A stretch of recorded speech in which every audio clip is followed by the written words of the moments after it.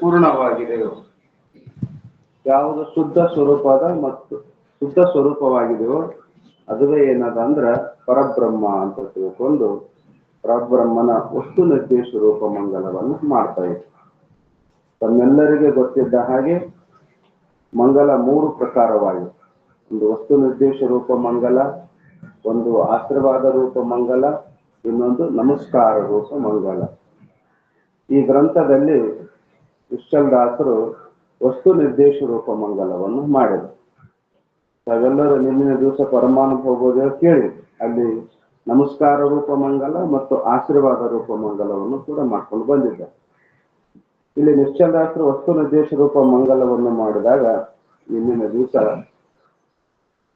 ಸ್ವಯಂ ಪ್ರಕಾಶದ ಬಗ್ಗೆ ಅವರು ಸ್ವಲ್ಪ ವಿಸ್ತಾರವಾಗಿ ಹೇಳಿದರು. ಮತಿನಾಲಕೈ ಜಿಹಿ ಮತಿಲಕೈ ಅನ್ನುವ ಶಬ್ದದಲ್ಲಿ ಬುದ್ಧಿ ಯಾವುದನ್ನು ತಿಳಿಯುವುದಿಲ್ಲವೋ, ಬುದ್ಧಿಯನ್ನು ಯಾವುದು ಪ್ರಕಾಶ ಮಾಡುತ್ತದೆಯೋ ಅದು ಬ್ರಹ್ಮ. ಅದನ್ನ 3 ರೀತಿಯಿಂದ ಅರ್ಥ ಮಾಡಿದ್ರು. ಮೊದಲನೇ ರೀತಿ ಒಂದು ರೀತಿ ಹೇಳಿ, ಬುದ್ಧಿ ಯಾವುದನ್ನು ಪ್ರಕಾಶ ಮಾಡೋದಿಲ್ಲ, ಬುದ್ಧಿಯಲ್ಲಿ ಯಾವುದು ಬೆಳಗುತ್ತದೆಯೋ ಒಂದು ರೀತಿ ಅರ್ಥ. ಇನ್ನೊಂದು, ಯಾವುದು ಶಕ್ತಿ ವೃತ್ತಿಗೆ ವಿಷಯ ಆಗುವುದಿಲ್ಲವೋ ಮತ್ತು ಲಕ್ಷಣಾವೃತ್ತಿಯಿಂದ ಬುದ್ಧಿ ಯಾವುದನ್ನು ತಿಳಿಯುತ್ತದೆಯೋ ಅದು ಬ್ರಹ್ಮ ಅಂತ ಹೇಳ್ಕೊಂಡು ಬಂದು. ಇನ್ನೊಂದು ರೀತಿಯಿಂದ ಹೇಳ್ಕೊಂಬಂದ, ಏನು ಮಲಿನ ಮತಿಗೆ ಯಾವುದು ವಿಷಯವಾಗುವುದಿಲ್ಲವೋ ಶುದ್ಧ ಮತಿಗೆ ಯಾವುದು ವಿಷಯವಾಗುತ್ತದೆಯೋ ಅದುವೇ ಬ್ರಹ್ಮ ಅಂತ ಹೇಳ್ಕೊಂಡು ಬಂದು. ಇಲ್ಲಿ ಅದನ್ನೇ ಹೇಳಿದ್ರು, ಮಲಿನ ಮತಿ ವಿಷಯ ಆಗುವುದಿಲ್ಲ, ಶುದ್ಧ ಮತಿಗೆ ಬ್ರಹ್ಮ ವಿಷಯ ಆಗ್ತಾನಂದ್ರೂ ಕೂಡ ಅಲ್ಲಿ ವೃತ್ತಿ ವ್ಯಾಪ್ತಿಗೆ ಬ್ರಹ್ಮ ವಿಷಯ ಆಗುವುದಿಲ್ಲ ಮತ್ತು ಯಾವುದು ಲಕ್ಷಣ ಶಕ್ತಿ ವೃತ್ತಿಗೆ ವಿಷಯ ಆಗುವುದಿಲ್ಲ ಮತ್ತು ಲಕ್ಷಣಾ ವೃತ್ತಿಗೆ ವಿಷಯವಾಗುತ್ತಾನೆ ಅಂತ ಹೇಳಿದ್ರು. ಅಲ್ಲಿ ಏನಾಯ್ತು ಅಂದ್ರ ಫಲವ್ಯಾಪ್ತಿಗೆ ವಿಷಯ ಆಗುವುದಿಲ್ಲ, ವೃತ್ತಿ ವ್ಯಾಪ್ತಿಗೆ ವಿಷಯ ಆಗ್ತದ ಅಂತ ಹೇಳಿದ್ರು. ಫಲವ್ಯಾಪ್ತಿಯನ್ನು ನಾ ಹೇಳಿದೆ, ಇಂದ್ರಿಯಗಳಿಂದ ವಿಷಯದ ಹೋಗಿ ಆವರಣ ಭಂಗಾಗಿ ಏನಿರತಕ್ಕಂಥ ಅಂತಃಕರಣ ವಿಶಿಷ್ಟ ಚೇತನವಾದಂತ ಫಲ ಅಂದ್ರೆ ಏನು, ಚೇತನ ಚಿದಾಭಾಸ ಅಂತ ಕರೀತಾರೆ. ಚಿದಾಭಾಸ ಅಂತ ಫಲ ಕೈ ಅಂತ ಸುಜ್ಞೆಗಳು ಕೊಟ್ಟಿದ್ದಾರಲ್ಲ. ಅದು ಈ ರೀತಿಯಲ್ಲಿ ತಿಳ್ಕೊಂತೀವಲ್ಲ, ಇದು ವೃತ್ತಿ ವ್ಯಾಪ್ತಿ. ಬ್ರಹ್ಮನನ್ನು ಈ ರೀತಿ ತಿಳ್ಕೊಳಕ್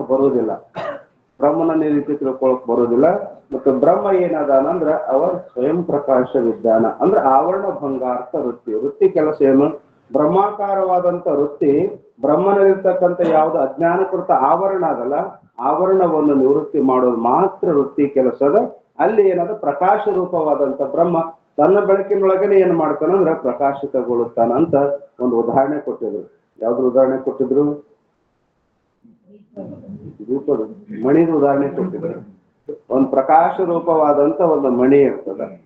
ಆ ಮಣಿ ಬಹಳ ಪ್ರಕಾಶ ರೂಪವಾದಂತ ಮಣಿಗೆ ಒಂದು ಮಣ್ಣಿನ ಪಾತ್ರೆಯನ್ನು ನಾವು ಡಬ್ಬ ಹಾಕಿದಾಗ ಮುಚ್ಚಿದಾಗ ಅದೇನಾಗ್ತದ, ಕತ್ತಲಾಗಿದ್ದಂಗ ಆಗುತ್ತೆ. ಈಗೇನದ ಆ ಮಣಿಯನ್ನ ಆ ಮುಚ್ಚಿದಂತ ಮಣ್ಣಿನ ಪಾತ್ರೆಯನ್ನ ನಾವೊಂದು ಕಟ್ಟಿಗೆ ತಗೊಂಡು ಹೊಡೆದ್ವಿ ಅನ್ನು, ಅವಾಗ ಏನಾಗ್ತದೆ, ಎಲ್ಲ ಬೆಳಗ್ತದೆ, ಪ್ರಕಾಶ ಆಗ್ತದೆ. ಅಂದ್ಮೇಲೆ ಇಲ್ಲಿ ಇದು ದಂಡ ಏನದಲ್ರಿ, ದಂಡ ಪ್ರಕಾಶ ಮಾಡ್ತು ಏನು ಮಣಿ ಪ್ರಕಾಶ ಮಾಡ್ತು? ಅಲ್ಲ, ದಂಡ ಅದು ಮಣ್ಣಿನ ಪಾತ್ರೆಯನ್ನು ಹೊಡಿಲಾರ್ದನೆ ಮಣಿ ಪ್ರಕಾಶ ಮಾಡುತ್ತೇನು? ಇಲ್ಲ. ಅಂದ್ಮೇಲೆ ದಂಡ ಆ ಮಣ್ಣಿನ ಪಾತ್ರೆಯನ್ನು ಹೊಡೆದಾಗ ಮನೆಯಲ್ಲಿರ್ತಕ್ಕಂಥ ಪ್ರಕಾಶ ಅದೆಲ್ಲವನ್ನೂ ಬೆಳಗುತ್ತದೆಯೋ. ಹಂಗ ಏನಂದ್ರೆ ದಂಡ ಇದ್ದಂಗೆ ಇದು ಯಾವುದು ಬ್ರಹ್ಮಾಕಾರ ವೃತ್ತಿ ಅವರು ಬ್ರಹ್ಮಾಕಾರವಾದಂತ ವೃತ್ತಿ ಒಂದು ದಂಡ ಇದ್ದಂಗೆ. ಅದು ಯಾವ್ದು ಹೊಡಿತದ? ಅಜ್ಞಾನಕೃತ ಆವರಣಕ್ಕೆ ಹೊಡಿತದೆ. ಅಜ್ಞಾನಕೃತ ಆವರಣ, ಅಜ್ಞಾನದ ಒಂದು ಶಕ್ತಿ ಅದಲ್ಲ, ಆವರಣ ಶಕ್ತಿ. ಆ ಆವರಣ ಶಕ್ತಿ ಏನು ಹೊಡಿತದ ಅಂದ್ರೆ ಆವರಣ ಶಕ್ತಿಯನ್ನು ಜರುಗಿಸ್ತದ. ಯಾವಾಗ ಅದು ಆವರಣ ಶಕ್ತಿಯನ್ನು ಜರುಗಿಸ್ತು ಅಂದ್ರ ಅವಾಗ ಬ್ರಹ್ಮ ಏನಾಗ್ತಾನ, ತನ್ನ ಪ್ರಕಾಶದೊಳಗ ತಾವಿದ್ದ. ಅದಕ್ಕೆ ಅಪರೋಕ್ಷ ಅಂತ ಕರಿತಾರೆ. ಪ್ರತ್ಯಕ್ಷ ಅನ್ನಲ್ಲ, ಬ್ರಹ್ಮ ಪ್ರತ್ಯಕ್ಷ ಅಲ್ಲ, ಬ್ರಹ್ಮ ಏನಂದ್ರೆ ಅಪರೋಕ್ಷ. ಬ್ರಹ್ಮ ಅಪರೋಕ್ಷ, ಯಾವ ವೃತ್ತಿಗೂ ಕೂಡ ವೇದ್ಯ ಆಗ್ತಕ್ಕಂಥವ್ ಅಲ್ಲ. ಅದಕ್ಕ ಅಲ್ಲಿ ಏನ್ ಮಾಡಿದ್ರು, ಇದಕ್ಕೆ ಸ್ವಯಂ ಪ್ರಕಾಶ ಅಂತ ಹೇಳ್ಕೊಂಡು ಬಂದ್ರು. ಈಗ ಬ್ರಹ್ಮನ ಸ್ವರೂಪ ಲಕ್ಷಣ ತಟಸ್ಥ ಲಕ್ಷಣ ಮುಖಾಂತರವಾಗಿ ಅಂತ ತಿಳಿಸಿದ್ರಲ್ಲ, ಈ ಲಕ್ಷಣ ತನ್ನ ಲಕ್ಷ್ಯವಾದಂತ ಬ್ರಹ್ಮ ಸ್ವರೂಪದ ಜ್ಞಾನ ಮಾಡಿಕೊಡ್ತದೋ ಏನಿಲ್ಲೋ ಅನ್ನೋದು ಲಕ್ಷಣದೊಳಗೆ ಪರೀಕ್ಷೆ ಮಾಡ್ತಾ ಇದ್ದಾರೆ. ಪದಕೃತಿ ಅಂತ ಕರೀತಾರೆ. ಏನು ಅವರು 3 ಏತತ್ರಯ ದೋಷ ರಹಿತತ್ವ ಸಲ್ಲಕ್ಷಣಂ. ಲಕ್ಷಣ ತನ್ನ ವಸ್ತುವನ್ನು ತಿಳಿಸಿಕೊಡ್ಬೇಕಾಗಿತ್ತು, ಲಕ್ಷ್ಯ ವಸ್ತುವನ್ನು ತಿಳಿಸಿಕೊಡ್ಬೇಕಾಗಿತ್ತು ಅಂದ್ರೆ ಅದು ಯೋಗ್ಯ ಇರಬೇಕು ಅಂದ್ರು. ಅದು ಯಾವ ತರದ ದೋಷ ಇರಬಾರ್ದು ಲಕ್ಷಣದೊಳಗೆ. ಅತಿವ್ಯಾಪ್ತಿ ದೋಷ, ಅವ್ಯಾಪ್ತಿ ದೋಷ ಮತ್ತು ಅಸಂಭವ, ಈ ಮೂರು ದೋಷಗಳು ಇರಬಾರ್ದು. ಈ ಮೂರು ದೋಷ ರಹಿತವಾದಂತ ಲಕ್ಷಣವೇ ಅದು ಸಲ್ಲಕ್ಷಣ ಅಂತ ಕರೀತಾರೆ. ಅದುವೇ ಏನು ಮಾಡ್ತದಂದ್ರ ಅದು ತನ್ನ ಲಕ್ಷ್ಯವಾದಂತ ವಸ್ತುವಿನ ಜ್ಞಾನವನ್ನು ಮಾಡಿಕೊಳ್ಳಲಿಕ್ಕೆ ಕೊಡಲಿಕ್ಕೆ ಯೋಗ್ಯವಾಗಿರುತ್ತದೆ ಅಂತ ಹೇಳಿದೆ. ಈಗ ಅದನ್ನ ವಿಚಾರ ಮಾಡಕತ್ತೇವೆ. ನೀವೆಲ್ಲ ಒಂದು ದೋಷಗಳು ಹೇಳ್ಕೊಂಬಂದಿ. ಅತಿವ್ಯಾಪ್ತಿ ಅಂದ್ರೆ ಏನು, ಅವ್ಯಾಪ್ತಿ ಅಂದ್ರೆ ಏನು, ಸಂಭವ ಅಂದ್ರೆ ಏನು. ಉಕ್ತ ಬ್ರಹ್ಮಕ್ಕೆ ಲಕ್ಷಣಕ್ಕೆ ಫಲಕೃತಿಗೂ ದಿಖಾವೆ ಹೇ. ಈಗ ಬ್ರಹ್ಮನ ಲಕ್ಷಣಗಳನ್ನು ಹೇಳಿದ್ವಲ್ಲ, ಸುಖ, ನಿತ್ಯ, ಪ್ರಕಾಶ, ವಿಭು, ನಾಮ ರೂಪಕ ಆಧಾರ, ಮತ್ತಿನಲಕೈ, ಜಿ ಮತ್ತಿಲಕೈ ಅಂತ ಇವೆಲ್ಲ ಹೇಳಿ ಶುದ್ಧ ಅಪಾರ ಏನು ಹೇಳ್ಕೊಂಬಂದಿವಲ್ಲ, ಈ ಲಕ್ಷಣಗಳ ಪದಕೃತಿಯನ್ನು ಮಾಡ್ತೀವಿ.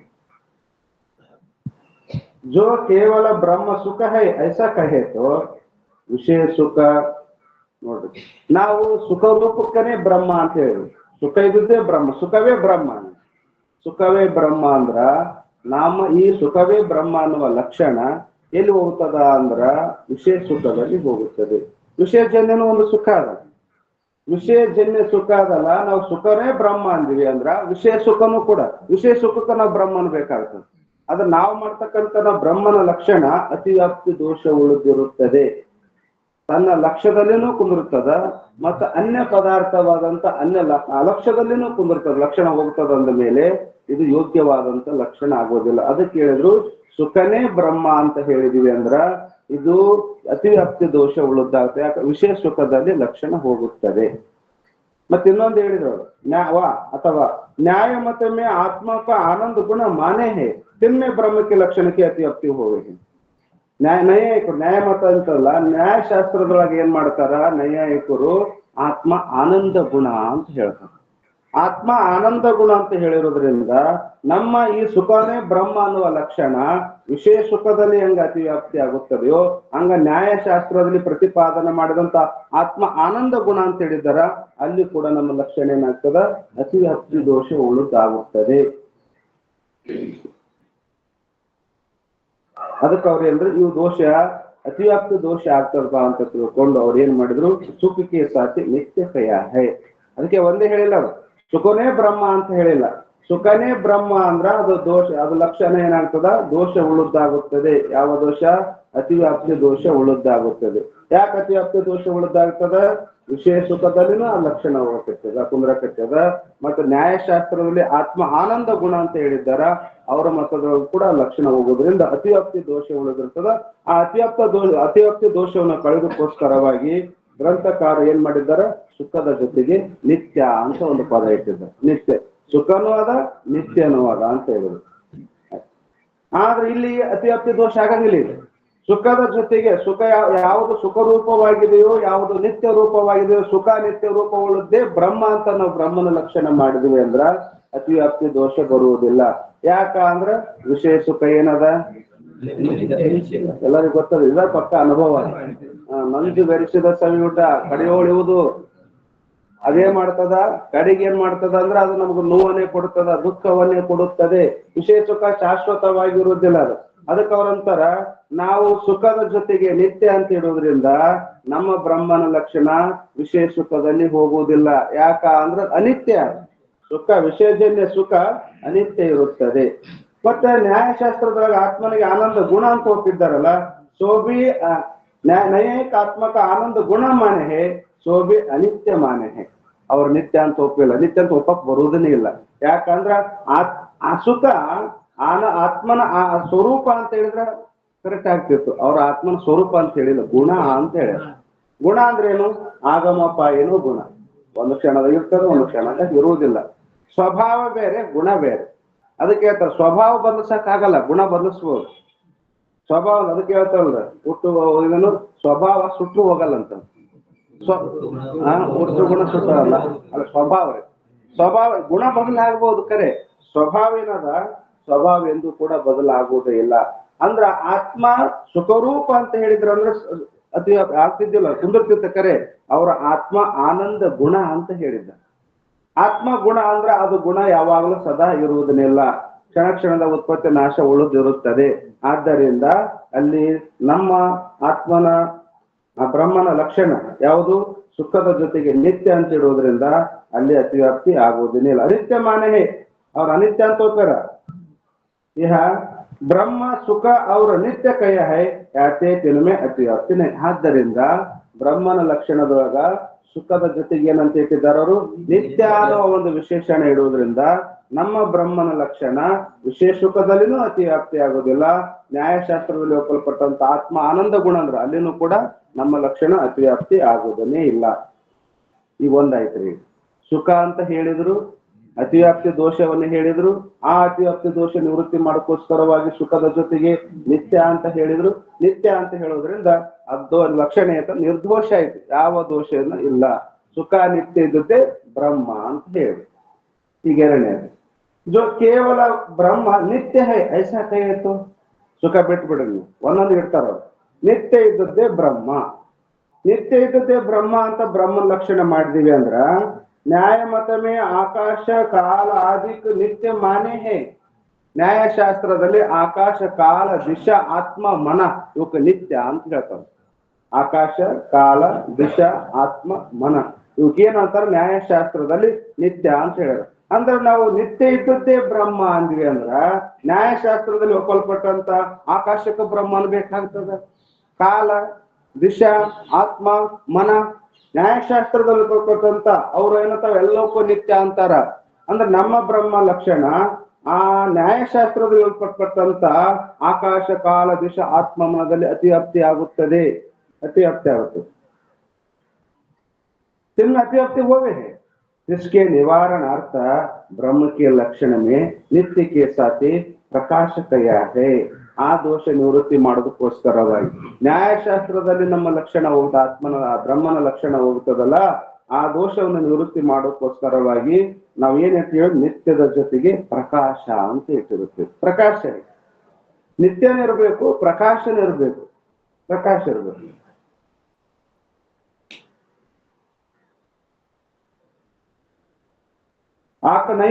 ಆಕಾಶಾದಿಕ್ ನಿತ್ಯ ಮಾನೆ ಹೇ ಪರಂತು ಪ್ರಕಾಶ ರೂಪ ನೈ ಮಾನೆ ಹೇ.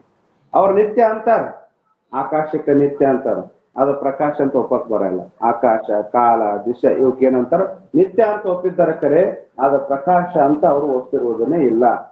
ಕಿಂತು ಜಡ ಮಾನೆ ಹೇ, ಆಕಾಶ ಕಾಲ ದಿಶೆ ಏನದವು ಜಡ ಇರುತ್ತೆ ಅವ್ರ ಮತದಾರ. ಇಹ ಬ್ರಹ್ಮ ನಿತ್ಯ ಅವರು ಪ್ರಕಾಶ ಕಯ ಹೇ ಯಾತೆ ತಿಸ್ಕೆ ಮತಮೆ ಅತಿವ್ಯಾಪ್ತಿ ನೈ.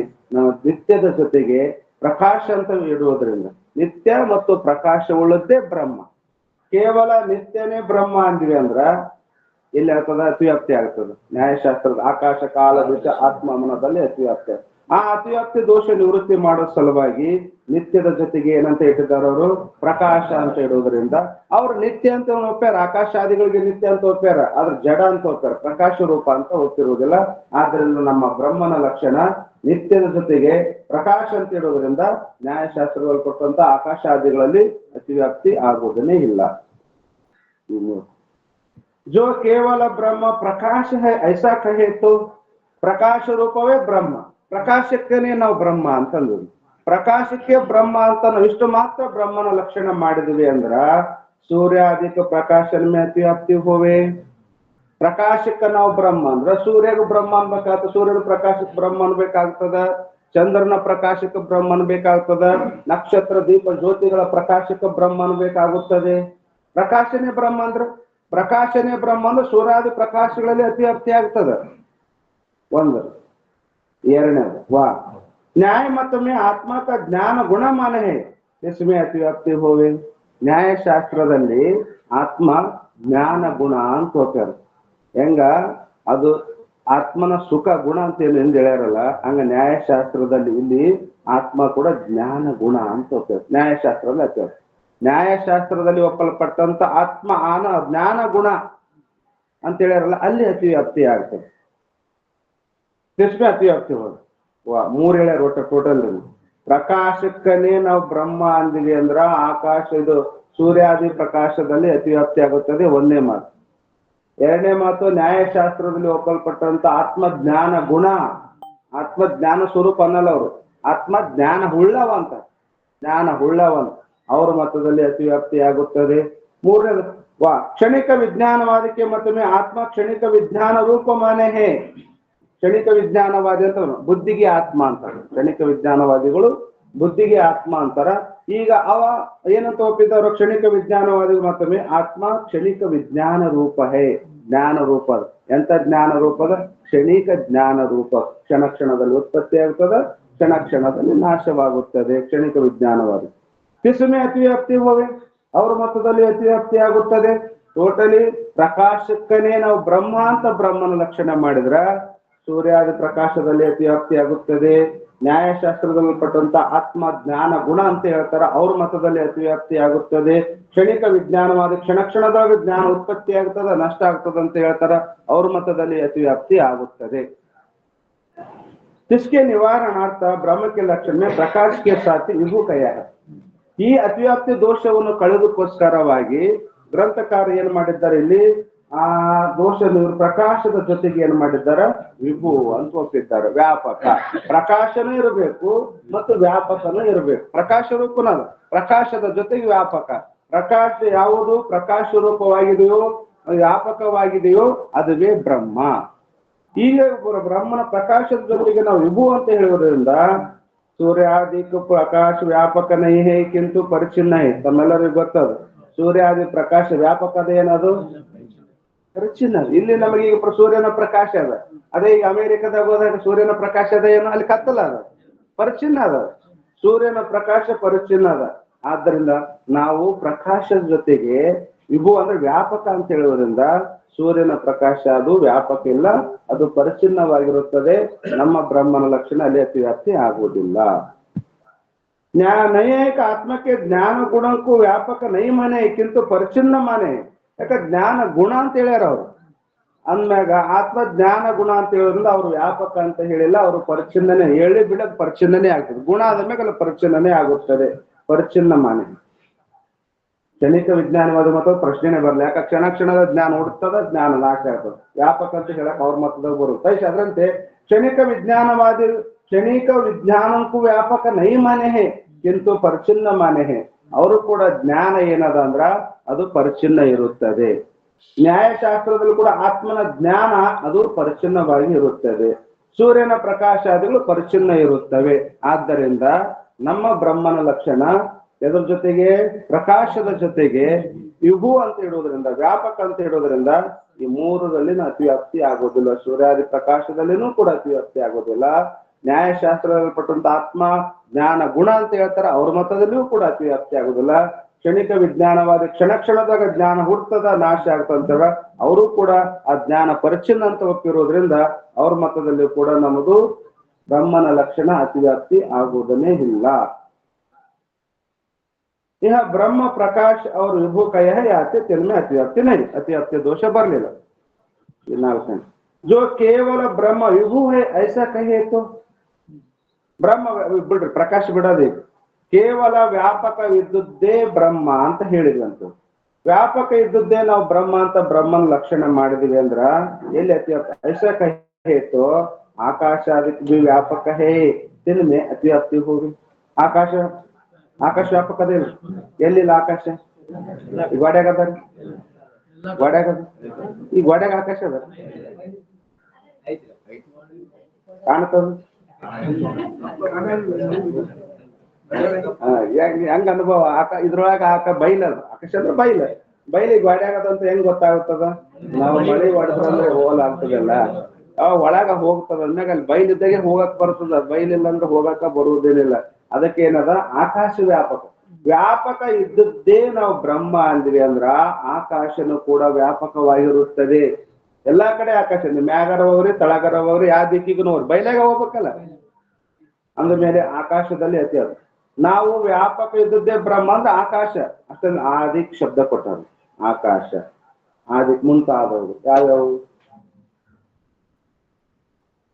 ಆಕಾಶ ಆದಿಕ್ ಅಂತ ಕೊಟ್ಟರು, ಬರೀ ಆಕಾಶ ಅಂತ ಕೊಟ್ಟಿದ್ರು. ಆಕಾಶ ಆದಿಗಳಲ್ಲಿ ಅತಿ ಆಗುತ್ತದೆ ಅಂತಂದ್ರೆ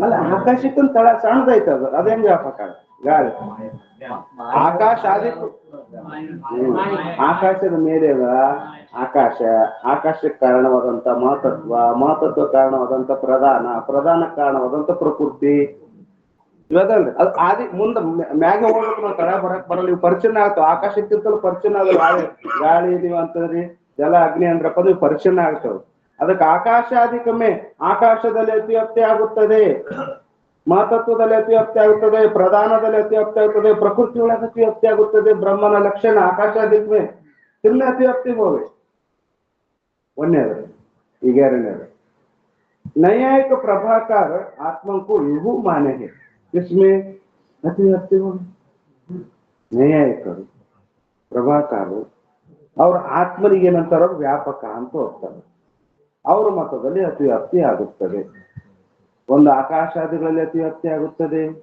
ನ್ಯಾಯಶಾಸ್ತ್ರದ ಮತ್ತು ಪ್ರಭಾಕರ ಮತಕ್ಕನುಸಾರವಾಗಿ ಅವರು ಆತ್ಮನಿಗೆ ವ್ಯಾಪಕ ಅಂತ ಹೇಳ್ತಾರೆ ಅವ್ರ ಮತದಲ್ಲಿ ಅತಿವ್ಯಾಪ್ತಿ ಆಗುತ್ತದೆ सांख्य मत में प्रकृति को व्यापक माने हैं जिसमें अतिव्याप्ति हुए सांख्य मतದ ಪ್ರಕೃತಿನೇ ವ್ಯಾಪಕ ಅಂತ ಹೇಳ್ತಾರೆ ವ್ಯಾಪಕ ಇದ್ದದ್ದೇ ನಾವು ಬ್ರಹ್ಮ ಅಂತ ಹೇಳಿದ್ವಿ ಇಷ್ಟೇ ಲಕ್ಷಣ ಮಾಡಿದ್ವಿ ವ್ಯಾಪಕ ಇದ್ದದ್ದು ಬ್ರಹ್ಮ ಅಂತ ಬ್ರಹ್ಮನ ಲಕ್ಷಣ ಮಾಡಿದ್ವಿ ಅಂದ್ರ ಈ ಲಕ್ಷಣ ಆಕಾಶಾದಿಗಳಲ್ಲಿ ಕುಂದ್ರಕೈತೆ ಅತಿವ್ಯಾಪ್ತಿ ಆಕತ್ತೆ ಅಲ್ಲಿನ ಲಕ್ಷ್ಯದೊಳಗುನ ಅದ ಅಲಕ್ಷ್ಯದೊಳಗ ಅದಕ್ಕೆ ಲಕ್ಷ್ಯ ದೇಶ ವರ್ತಿತ್ವ ಸತಿ ಅಲಕ್ಷ್ಯ ದೇಶ ವಿಷಯ ವರ್ತಿತ್ವ ಲಕ್ಷ್ಯದೊಳಗುನ ಯಾವುದು ಲಕ್ಷ್ಯದೊಳಗ ಕುಂತು ಆ ಲಕ್ಷ್ಯದೊಳಗೂ ಕುಂದಿರ್ತಿತ್ತು ಅನ್ನೋದಕ್ಕೆ ಅತಿವ್ಯಾಪ್ತಿ ಅಂತೀವಿ ವ್ಯಾಪಕದ ಲಕ್ಷಣ ಈ ಲಕ್ಷ್ಯವಾದಂತ ಬ್ರಹ್ಮನಲ್ಲಿನೂ ಅದ ಅಲಕ್ಷ್ಯವಾದಂತ ಆಕಾಶಾದಿಗಳಲ್ಲಿ ನ್ಯಾಯಶಾಸ್ತ್ರಪಟ್ಟಂತ ಅವ್ರ ಆತ್ಮನಿಗೆ ವ್ಯಾಪಕ ಅಂತ ಅವ್ರ ಮತದಲ್ಲಿ ಅತಿವ್ಯಾಪ್ತಿ ಆಗ್ತದ ಸಾಂಖ್ಯ ಮತದಲ್ಲಿ ಪ್ರಕೃತಿ ವ್ಯಾಪಕ ಅಂತಾರ ಅವ್ರ ಮತದಲ್ಲಿ ಅತಿವ್ಯಾಪ್ತಿ ಆಗುತ್ತದೆ ನಮ್ಮ ಬ್ರಹ್ಮನ ಲಕ್ಷಣ इसके निवारणार्थ ब्रह्म के लक्षण में विभू के साथ ही नाम और रूप का आधार किया है ಆ ಅತಿವ್ಯಾಪ್ತಿ ದೋಷ ನಿವೃತ್ತಿ ಮಾಡ್ಬೇಕಲ್ಲ ಅತಿವ್ಯಾಪ್ತಿ ದೋಷ ನಿವೃತ್ತಿ ಮಾಡೋಕ್ಕೋಸ್ಕರವಾಗಿ ಗ್ರಂಥಕಾರರು ಇಲ್ಲಿ ವ್ಯಾಪಕದ ಜೊತೆಗೆ ನಾಮರೂಪಕ ಆಧಾರ ಹೇಳಿದ್ರು ಜೋ ಸುಖ ನಿತ್ಯ ಪ್ರಕಾಶ ವಿಭು ನಾಮರೂಪ ಆಧಾರ ನಾಮರೂಪಕ ವ್ಯಾಪಕನೂ ಇರಬೇಕು ನಾಮರೂಪಕ ಆಧಾರವಾಗಿನೂ ಇರಬೇಕು ಅದು ನಾವು ಬ್ರಹ್ಮದಿವು ಅಂದಾಗ ಈಗ ಅಲ್ಲಿ ಅತಿವ್ಯಾಪ್ತಿ ಆಗುದಿಲ್ಲ ಅವರು ಆಕಾಶ ಅದಕ್ಕೆ ನಾಮರೂಪಕ ಆಧಾರದವೇನು ಆಕಾಶ ತೋರಿ ಮಹತತ್ವ ತೋರಿ ಅಹಂಕಾರ ತೋರಿ ಯಾವ್ದ ಪ್ರಧಾನ ತೋರಿ ಪ್ರಕೃತಿ ತೋರಿ ಈ ನಾಮರೂಪಕ ಆಧಾರ ಆಗಕ್ಕ ಬರುವುದನ್ನೇ ಇಲ್ಲ ಅವೇ ಇನ್ನೊಬ್ಬರ ಆಧಾರ ಅದು ಮತ್ತೆ ಇನ್ನೊಂದು ಕಿಲಿ ಆಧಾರ ಆಗ್ತದೆ ಅದಕ್ಕೆ ಅವ್ರಂತ ಆಕಾಶ ಅದಕ್ಕೂ ವಿಭೂತೋ ಹೈ ಪರಂತು ನಾಮರೂಪಕ ಆಧಾರ ನಹಿ ವ್ಯಾಪಕ ಏನದಾವ್ ಅಪೇಕ್ಷೆ ವ್ಯಾಪಕ ಅದಾವ ಒಂದರ ಅಪೇಕ್ಷೆಯಿಂದ ಒಂದು ದೊಡ್ಡದು ಒಂದು ಅಪೇಕ್ಷೆಯಿಂದ ಸಣ್ಣದ ಅಪೇಕ್ಷಿತ ವ್ಯಾಪಕ ಅದಾವ ವ್ಯಾಪಕ ಇಲ್ಲ ಅಂತ ಹೇಳಕತ್ತಿಲ್ಲ ಎಂತ ವ್ಯಾಪಕ ಅಪೇಕ್ಷಿಕ ವ್ಯಾಪಕ ಒಂದರ ಅಪೇಕ್ಷೆಯಿಂದ ದೊಡ್ಡದಾಗಿತ್ತು ಇನ್ನೊಂದರ ಅಪೇಕ್ಷೆಯಿಂದ ಸಣ್ಣದಾಗಿತ್ತು ಅದಕ್ಕೆ ಅಪೇಕ್ಷಿಕ ವ್ಯಾಪಕ ಅಂತಾರೆ ಅದಕ್ಕೆ ಬಹುವಚನದಲ್ಲ ಆಕಾಶ ಆದಿಕ ಅಂದ್ವಲ್ಲ ಅದಕ್ಕೆ ಅಪೇಕ್ಷಿಕ ಒಂದಕ್ಕಿಂತ ಒಂದು ದೊಡ್ಡವಾದ ಇಲ್ಲ ಅಂತ ಇಲ್ಲ ಆದ್ರ ಅವು ನಾಮರೂಪಕ ಆಧಾರ ಇಲ್ಲವೇ ಇಲ್ಲ ಅದರಂತೆ ನೈಯಾಯಿಕ ಅವ್ರ ಆ ಪ್ರಭಾಕರ್ ಆತ್ಮಕ್ಕೂ ಇವು ಮಾನೇ ಹೇ ಅವರು ಮತದಾಗ ಆತ್ಮ ವ್ಯಾಪಕ ಅಂತ ಹೇಳ್ತಾರೆ ನ್ಯಾಯಶಾಸ್ತ್ರದಲ್ಲಿ ಪರಂತು ನಾಮರೂಪಕ ಆಧಾರ ನೈ ಮಾನೇ ಹೇ ಅವ್ರು ಒಪ್ಪೋದಿಲ್ಲ ಈ ಆತ್ಮ ನಾಮರೂಪಕ ಆಧಾರ ಇರ್ತದಂತ ಅವರು ಒಪ್ಪೇ ಇಲ್ಲ सांख्य मत में प्रकृति को व्यापक माने हैं परंतु नामरूपक आधार नहीं माने हैं ಅವರು ಕೂಡ ಆತ್ಮ ವ್ಯಾಪಕ ಅಂತಾರ ನಾಮರೂಪಕ ಆಧಾರ ಅಂತ ಅವರು ಒಪ್ಪೋದಿಲ್ಲ ಅಂದ ಮೇಲೆ यह ब्रह्म ಇವು ಅವರು ನಾಮರೂಪಕ ಆಧಾರ ಕಯ ಹೇ ಯಾಚೇತನ ಅತಿವ್ಯಾಪ್ತಿ ನಹಿ ಆದ್ದರಿಂದ ಇಲ್ಲಿ ಬ್ರಹ್ಮನ ಲಕ್ಷಣ ನಾವು ವ್ಯಾಪಕದ ಜೊತೆಗೆ ನಾಮರೂಪ ಆಧಾರ ಅಂತ ಹೇಳ್ಬಿಟ್ಟಿವಿ ಅಂದ್ರ ನಮ್ಮ ಬ್ರಹ್ಮನ ಲಕ್ಷಣ ಎಲ್ಲಿನೂ ಕೂಡ ಅತಿವ್ಯಾಪ್ತಿ ಆಗೋದನ್ನೇ ಇಲ್ಲ ಸೂರ್ಯಾದಿ ಇದು ಆಕಾಶಾದಿಗಳಲ್ಲಿ ಅತಿವ್ಯಾಪ್ತಿ ಆಗೋದಿಲ್ಲ ನ್ಯಾಯಶಾಸ್ತ್ರದಲ್ಲಿ ಆತ್ಮನು ಅವ್ರ ಮತದಾಗನು ಅತಿವ್ಯಾಪ್ತಿ ಆಗೋದಿಲ್ಲ ಯಾಕೆ ನಾಮರೂಪ ಆಧಾರ ಅಂತ ಅವ್ರು ಒಪ್ಪೋದಿಲ್ಲ ಸಾಂಖ್ಯಶಾಸ್ತ್ರದಲ್ಲಿ ವ್ಯಾಪಕ ಅಂತರ ಕರೆ ಆದ್ರೆ ನಾಮರೂಪಕ ಆಧಾರ ಅಂತ ಅವರು ಕೂಡ ಒಪ್ಪೋದಿಲ್ಲ ಆದ್ರಿಂದ ಅವ್ರ ಮತದಲ್ಲಿ ಕೂಡ ಅತಿವ್ಯಾಪ್ತಿ ಆಗೋದೇ ಇಲ್ಲ जो केवल ब्रह्म नाम रूप का आधार है ऐसा कहे तो नाविग बिट्टु ನಾವು ವ್ಯಾಪಕ ಬಿಟ್ಟು ಬರೀ ನಾಮರೂಪಕ ಆಧಾರ ಇಷ್ಟಕ್ಕೆ ನಾವು ಬ್ರಹ್ಮ ಯಾವುದು ನಾಮರೂಪಕ ಆಧಾರವಾಗಿದೆಯೋ ಅದುವೇ ಬ್ರಹ್ಮ ಅಂತ ಇಷ್ಟು ಮಾತ್ರ ಬ್ರಹ್ಮನ ಲಕ್ಷಣ ಮಾಡಿದ್ವಿ ಅಂದ್ರ ಆ ಲಕ್ಷಣ ಏನಾಗ್ತದ ಹೇತು प्रातिभाषिक सर्पादिक के नाम और रूप के आधार रज्जु आदिक है जिनमें अतिव्याप्ति होवे नाम रूप का आधार ಇದ್ದದ್ದೇ ಬ್ರಹ್ಮ ಅಂತ ಹೇಳಿದ್ವಿ ಅಂದ್ರ ಪ್ರಾತಿಭಾಷಿಕ ಸರ್ಪ ಮತ್ತು ಸರ್ಪದ ಆಕಾರಕ್ಕ ಯಾವ್ದು ಆಧಾರ ಆಗ್ಯದ ರಜ್ಜುನೇ ಆಧಾರ ಯಾಕ ಅಲ್ಲಿ ಹಗ್ಗ ಅದ ಅಂತ ತಿಳ್ಕೊಂಡೇನೆ ನಮಗ ಸರ್ಪ ತೋರ್ಯದ ನಮ್ಗೆ ಒಂದ್ ವೇಳೆ ಹಗ್ಗನೇ ಇದ್ದಿಲ್ಲ ಅಂದ್ರೆ ಸರ್ಪ ತೋರ್ತಿತ್ತೇನು ತೋರುದಿಲ್ಲ ಅಂದ್ರೆ ತೋರ್ತಕ್ಕಂಥ ಸರ್ಪಕ್ಕೆ ಆಧಾರ ಯಾವುದು ರಜ್ಜುನೇ ಅದ ನೋಡ್ರಿ ಅಲ್ಲಿ ಅತಿವ್ಯಾಪ್ತಿ ಆಗ್ತದ ಅಂತ ಹೇಳ್ತದೆ ನಾಮರೂಪ ಆಧಾರಕ್ಕೆ ಬ್ರಹ್ಮ ಅಂತ ನಾವ್ ಹೇಳಿದ್ವಿ ಅಂದ್ರೆ ನಾಮರೂಪಕ್ಕೆ ಆಧಾರ ಬ್ರಹ್ಮ ಅಂದ್ವಿ ಅಂದ್ರ ರಜ್ಜು ಕೂಡ ನಾಮರೂಪಕ್ಕೆ ಆಧಾರ ಇರ್ತದೆ ಯಾವುದಕ್ಕ ಪ್ರಾತಿಭಾಷಿಕ ಸರ್ಪಕ್ಕ ಕಲ್ಪಿತವಾದಂತ ಸರ್ಪಕ್ಕ ಹಗ್ಗ ಏನದ ಅಂದ್ರ ಅದು ಆಧಾರವಾಗಿರುತ್ತದೆ ನಮ್ಮ ಬ್ರಹ್ಮನ ಲಕ್ಷಣ ಆ ರಜ್ಜುವಿನಲ್ಲಿ ಹಗ್ಗದಲ್ಲಿ ಅತಿವ್ಯಾಪ್ತಿ ಆಗುತ್ತದೆ इसके निवारण अर्थ ब्रह्म के लक्षण में नाम रूप का आधार के साथ ही मतिना लखई जही मति लखई कया है ಹೇಳಿದೆ ನಾವು ನಾಮ ರೂಪಕ ಆಧಾರದ ಜೊತೆಗೆ ಮತಿನ ಲಕೈ ಜಿಹಿ ಮತಿ ಲಕೈ ಅಂದ್ರೆ ಸ್ವಯಂ ಪ್ರಕಾಶ ಅಂತ ಹೇಳಿರುತ್ತೇವೆ ನಾಮರೂಪಕ ಆಧಾರನೇ ಇರಬೇಕು ಮತ್ತು ಸ್ವಯಂ ಪ್ರಕಾಶವಿರಬೇಕು ಅದುವೇ ಬ್ರಹ್ಮ ಅಂತ ಹೇಳೋದ್ರಿಂದ ಇಲ್ಲಿ ಏನಾಗ್ತದ ಅಲ್ಲಿ ರಜ್ಜುವಿನಲ್ಲಿ ಅತಿವ್ಯಾಪ್ತಿ ಆಗುವುದಿಲ್ಲ ಯಾಕ ರಜ್ಜು ಏನದದು ಪ್ರಕಾಶ ಅದ ಸ್ವಯಂ ಪ್ರಕಾಶ ಜಡ ಅದ ಅಂದ್ರೆ ಜಡವಾದಂತ ರಜ್ಜುವಿನಲ್ಲಿ ನಮ್ಮ ಬ್ರಹ್ಮನ ಲಕ್ಷಣ ಅತಿವ್ಯಾಪ್ತಿ ಆಗುವುದಿಲ್ಲ ಕೇವಲ ನಾಮರೂಪಕ ಆಧಾರವೇ ನಾವು ಬ್ರಹ್ಮ ಅಂದ್ವಿ ಅಂದ್ರ ನಮ್ಮ ಬ್ರಹ್ಮನ ಲಕ್ಷಣ ಎಲ್ಲಿ ಹೋಗ್ತದ ರಜ್ಜುವಿನಲ್ಲಿ ಅತಿವ್ಯಾಪ್ತಿ ಆಗ್ತದೆ ಹಗ್ಗದಲ್ಲಿ ಅತಿವ್ಯಾಪ್ತಿ ಆಗುತ್ತದೆ ಯಾಕ ಕಲ್ಪಿತವಾದಂತ ಸರ್ಪಕ್ಕ ಅದು ರಜ್ಜುನೇ ಆಧಾರ ಇರುತ್ತದೆ ಆದ್ದರಿಂದ ನಮ್ಮ ಬ್ರಹ್ಮ ಲಕ್ಷಣ ರಜ್ಜುನಲ್ಲಿ ಆ ಅತಿವ್ಯಾಪ್ತಿ ದೋಷವನ್ನು ನಿವೃತ್ತಿ ಮಾಡೋದಕ್ಕೋಸ್ಕರವಾಗಿ ಯಾವ ವಿಶೇಷಣ ಹೇಳಿದ್ದಾರೆ ಯಾವ ವಿಶೇಷಣ ಹೇಳಿ ಸ್ವಯಂ ಪ್ರಕಾಶ ಅನ್ನೋದು ಹೇಳಿದ್ರು ಸ್ವಯಂ ಪ್ರಕಾಶ ಅಂತ ಹೇಳಿದ್ರು ಅಂದ್ರೆ ನಾಮರೂಪಕ್ಕೆ ಆಧಾರ ಇರಬೇಕು ಸ್ವಯಂ ಪ್ರಕಾಶ ಇರಬೇಕು ಅಂದಾಗ ಈಗ ನಮ್ಮ ಬ್ರಹ್ಮನ ಲಕ್ಷಣ ಅತಿವ್ಯಾಪ್ತಿ ಆಗ್ತದೇನು ಎಲ್ಲಿ ರಜ್ಜುನಲ್ಲಿ ಅತಿವ್ಯಾಪ್ತಿ ಆಗ್ತದ ಆಗೋದು ಯಾಕೆ ಆಗೋದಿಲ್ಲ ರಜ್ಜು ಜಡ ಇರುತ್ತದೆ ಜಡ ಅದ ಆದ್ದರಿಂದ ಹಗ್ಗದಲ್ಲಿ ನಮ್ಮ ಬ್ರಹ್ಮನ ಲಕ್ಷಣ ಅತಿವ್ಯಾಪ್ತಿ ಆಗೋದನ್ನೇ ಇಲ್ಲ ಇಷ್ಟ ಹೇಳತ್ತೇನೆ ಸಂಶಯ ಬಂತ್ರಿ ಶಂಕ ಮಾಡ್ತಾನ ನಾವು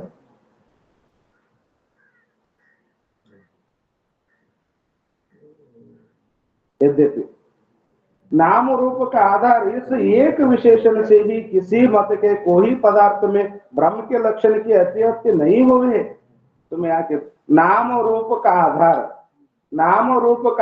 ಬರೀ ಒಂದು ವಿಶೇಷಣ ಹೇಳಿದ್ರೆ ಸಾಕು ಯಾವುದು ನಾಮರೂಪಕ ಆಧಾರವಾಗಿದೆಯೋ ಅದುವೇ ಬ್ರಹ್ಮ ಅಂತ ಒಂದು ವಿಶೇಷಣ ಹೇಳಿದ್ರೆ ಸಾಕು ಯಾರ ಮತದೊಳಗೂ ಕೂಡ ಎಲ್ಲಿನೂ ಕೂಡ ಅತಿವ್ಯಾಪ್ತಿ ಆಗೋದಿಲ್ಲ ಬ್ರಹ್ಮನ ಲಕ್ಷಣ ಶುದ್ಧ ಲಕ್ಷಣ ಸಲ್ಲಕ್ಷಣ ದೋಷರಹಿತವಾದಂತ ಲಕ್ಷಣ ಯಾವುದು ಕೇವಲ ನಾಮರೂಪಕ ಆಧಾರ ಅಂತ ಇಷ್ಟು ಬ್ರಹ್ಮನ ಲಕ್ಷಣ ಮಾಡಿದ್ರ ಯಾವ ಮತದೊಳಗೂ ಕೂಡ ಅತಿವ್ಯಾಪ್ತಿ ಆಗಲ್ಲ ಬ್ರಹ್ಮನ ಲಕ್ಷಣ ಯಾವ ವಸ್ತುವಿನೊಳಗೂ ಕೂಡ ಬ್ರಹ್ಮನ ಲಕ್ಷಣ ಅತಿವ್ಯಾಪ್ತಿ ಆಗುವುದಿಲ್ಲ ಸುಮ್ಮ ನೀವು ನಾಮರೂಪಕ ಆಧಾರ ಒಂದು ಮತ್ತೆ ರಜ್ಜುನಲ್ಲಿ ಹಗ್ಗದಲ್ಲಿ ಅದು ಅತಿವ್ಯಾಪ್ತಿ ಆಗ್ತದೆ ಅಂತ ಹೇಳಿ ಮತ್ತೆ ಅದನ್ನ ದೋಷ ನಿವೃತ್ತಿ ಮಾಡೋ ಸಲುವಾಗಿ ಸ್ವಯಂ ಪ್ರಕಾಶ ಇಷ್ಟು ಗಡಬಡ ಮಾಡೋದೇನು ಅವಶ್ಯಕತೆ ಇಲ್ಲ ಅಂತ ನಾವು ಯಾಕ ನಿಮ್ಮ ಮತದಾಗನೆ ಅಂದ್ರೆ ವೇದಾಂತ ಮತದೊಳಗನೆ ನೀವೇನ್ ಮಾಡಿದ್ರೆ ಒಂದು ನೇಮ ಅದ ಏನು ನೇಮ ಅದ ಕಲ್ಪಿತ ವಸ್ತು ಇನ್ನೊಂದು ಅನ್ಯ ಕಲ್ಪಿತ ವಸ್ತುವಿಗೆ ಆಧಾರ ಅಧಿಷ್ಠಾನ ಆಗುವುದೇ ಇಲ್ಲ ಜಡವಾದಂತ ವಸ್ತು ಅನ್ಯ ಜಡಕ್ಕ ಉತ್ಪತ್ತಿಗೆ ಕಾರಣ ಆಗೋದನ್ನೇ ಇಲ್ಲ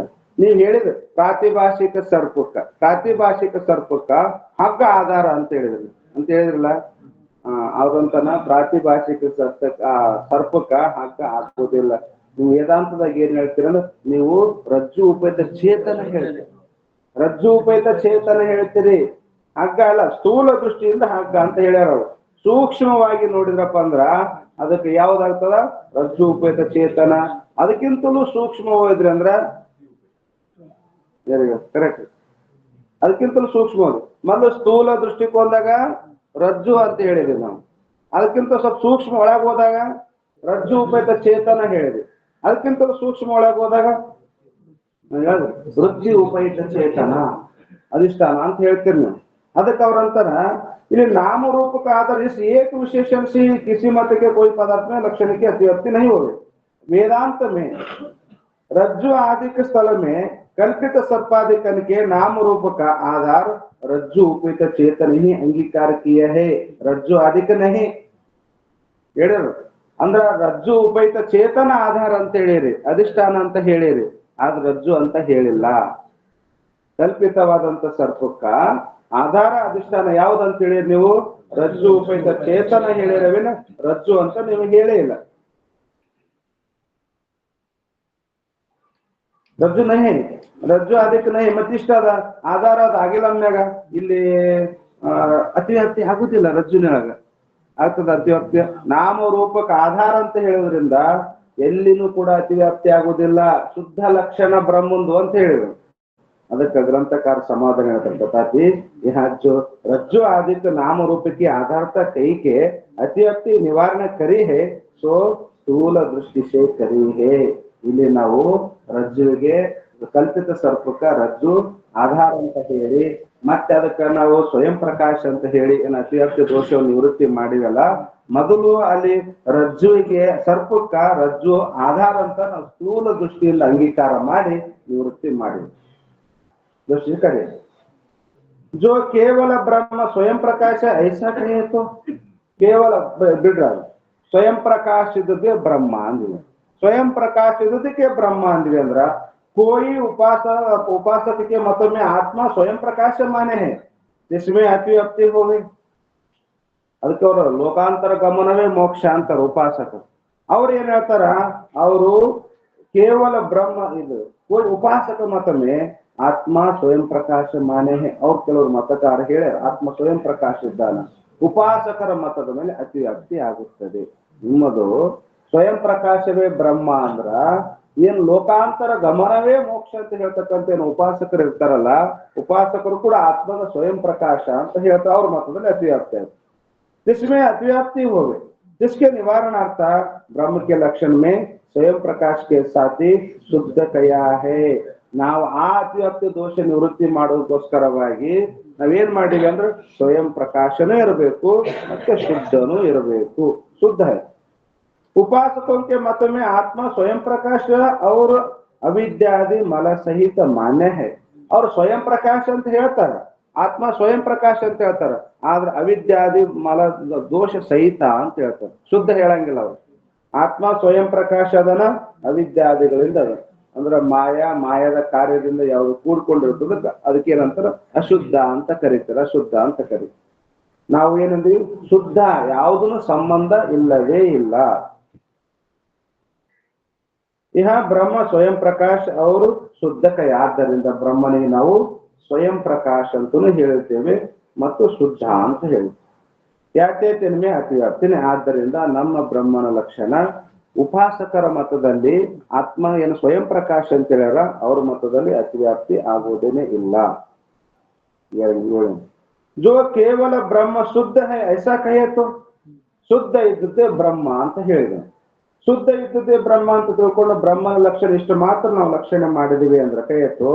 ಸಾಂಖ್ಯ ಮತ ಮೇ ಆತ್ಮ ಶುದ್ಧ ಮಾನೆ ಹೇ. ಸಾಂಖ್ಯ ಶಾಸ್ತ್ರರು ಆತ್ಮ ಏನ ಅಕರ್ತ ಅಭೋಕ್ತ ಅಂತಾರ, ಕರ್ತ ಭೋಕ್ತ ಅಂತ ಒಪ್ಪಂಗಿಲ್ಲ, ಶುದ್ಧ ಅಂತ ಹೇಳ್ಯಾರ. ತಿನ್ಮೆ ಅತಿವ್ಯಾಪ್ತಿ ಹೋಗಿ ಸಾಂಖ್ಯ ಮತದಲ್ಲಿ ಅತಿವ್ಯಾಪ್ತಿ ಆಗುತ್ತದೆ. ಯಾಕ ಸಾಂಖ್ಯ ಮತದಲ್ಲಿ ಕೂಡ ಆತ್ಮ ಶುದ್ಧ ಅಂತ ಹೇಳ್ಯಾರ ಅವರು. इसके निवारणार्थ ब्रह्म के लक्षण में शुद्ध के साथ ही अपार कया है. ನಾವು ಬ್ರಹ್ಮನ ಲಕ್ಷಣ ಏನ್ ಮಾಡಿದ್ವಿ ಅಂದ್ರ ಶುದ್ಧನೂ ಇರಬೇಕು, ಅಪಾರನೂ ಇರಬೇಕು. ಸಾಂಖ್ಯ ಮತದಲ್ಲಿ ಆತ್ಮ ಶುದ್ಧ ಅದನ್ನ ಕರೆ, ಆದ್ರ ಅವ್ರ ಅಪಾರ ಅಂತ ಒಪ್ಪುವುದಿಲ್ಲ. ಅನೇಕ ಹೋಗ್ತಾರೆ ಆತ್ಮ ಅನೇಕ ಆತ್ಮ ಅಂತ ಹೇಳ್ತಾರೆ. ಕೈ ಹೈ सांख्य मत में आत्म शुद्ध तो माने हैं परंतु अपार नहीं माने हैं. सांख्य मतದಲ್ಲಿ ಆತ್ಮ ಶುದ್ಧ ಅಂತ ಹೇಳ್ಯಾರ ಕರೆ, ಆದ್ರ ಅಪಾರ ವ್ಯಾಪಕ ಅಂತ ಒಪ್ತಿರೋದಿಲ್ಲ. ಅನೇಕ ಆತ್ಮ ಒಪ್ತಾರ. मत शंका मत. सांख्य मत में आत्मा देश काल करी अंत वाला नहीं. ಸಾಂಖ್ಯ ಮತದಲ್ಲಿ ಅತಿವ್ಯಾಪ್ತಿ ಆಗಲ್ರಿ. ಸುಮ್ಮನೆ ನೀವು ಹೇಳಕತ್ತೀರಿ. ಅವರು ಕೂಡ ಸಾಂಖ್ಯ ಶಾಸ್ತ್ರದಲ್ಲಿ ಅಪಾರ ಒಪ್ಪಿಲತ್ತೀರಿ. ಹೆಂಗ್ ಹೇಳ್ತೀರಿ? ಅವರು ವ್ಯಾಪಕ ಒಪ್ಪ್ಯಾರ. ಹೆಂಗ್ ವ್ಯಾಪಕ?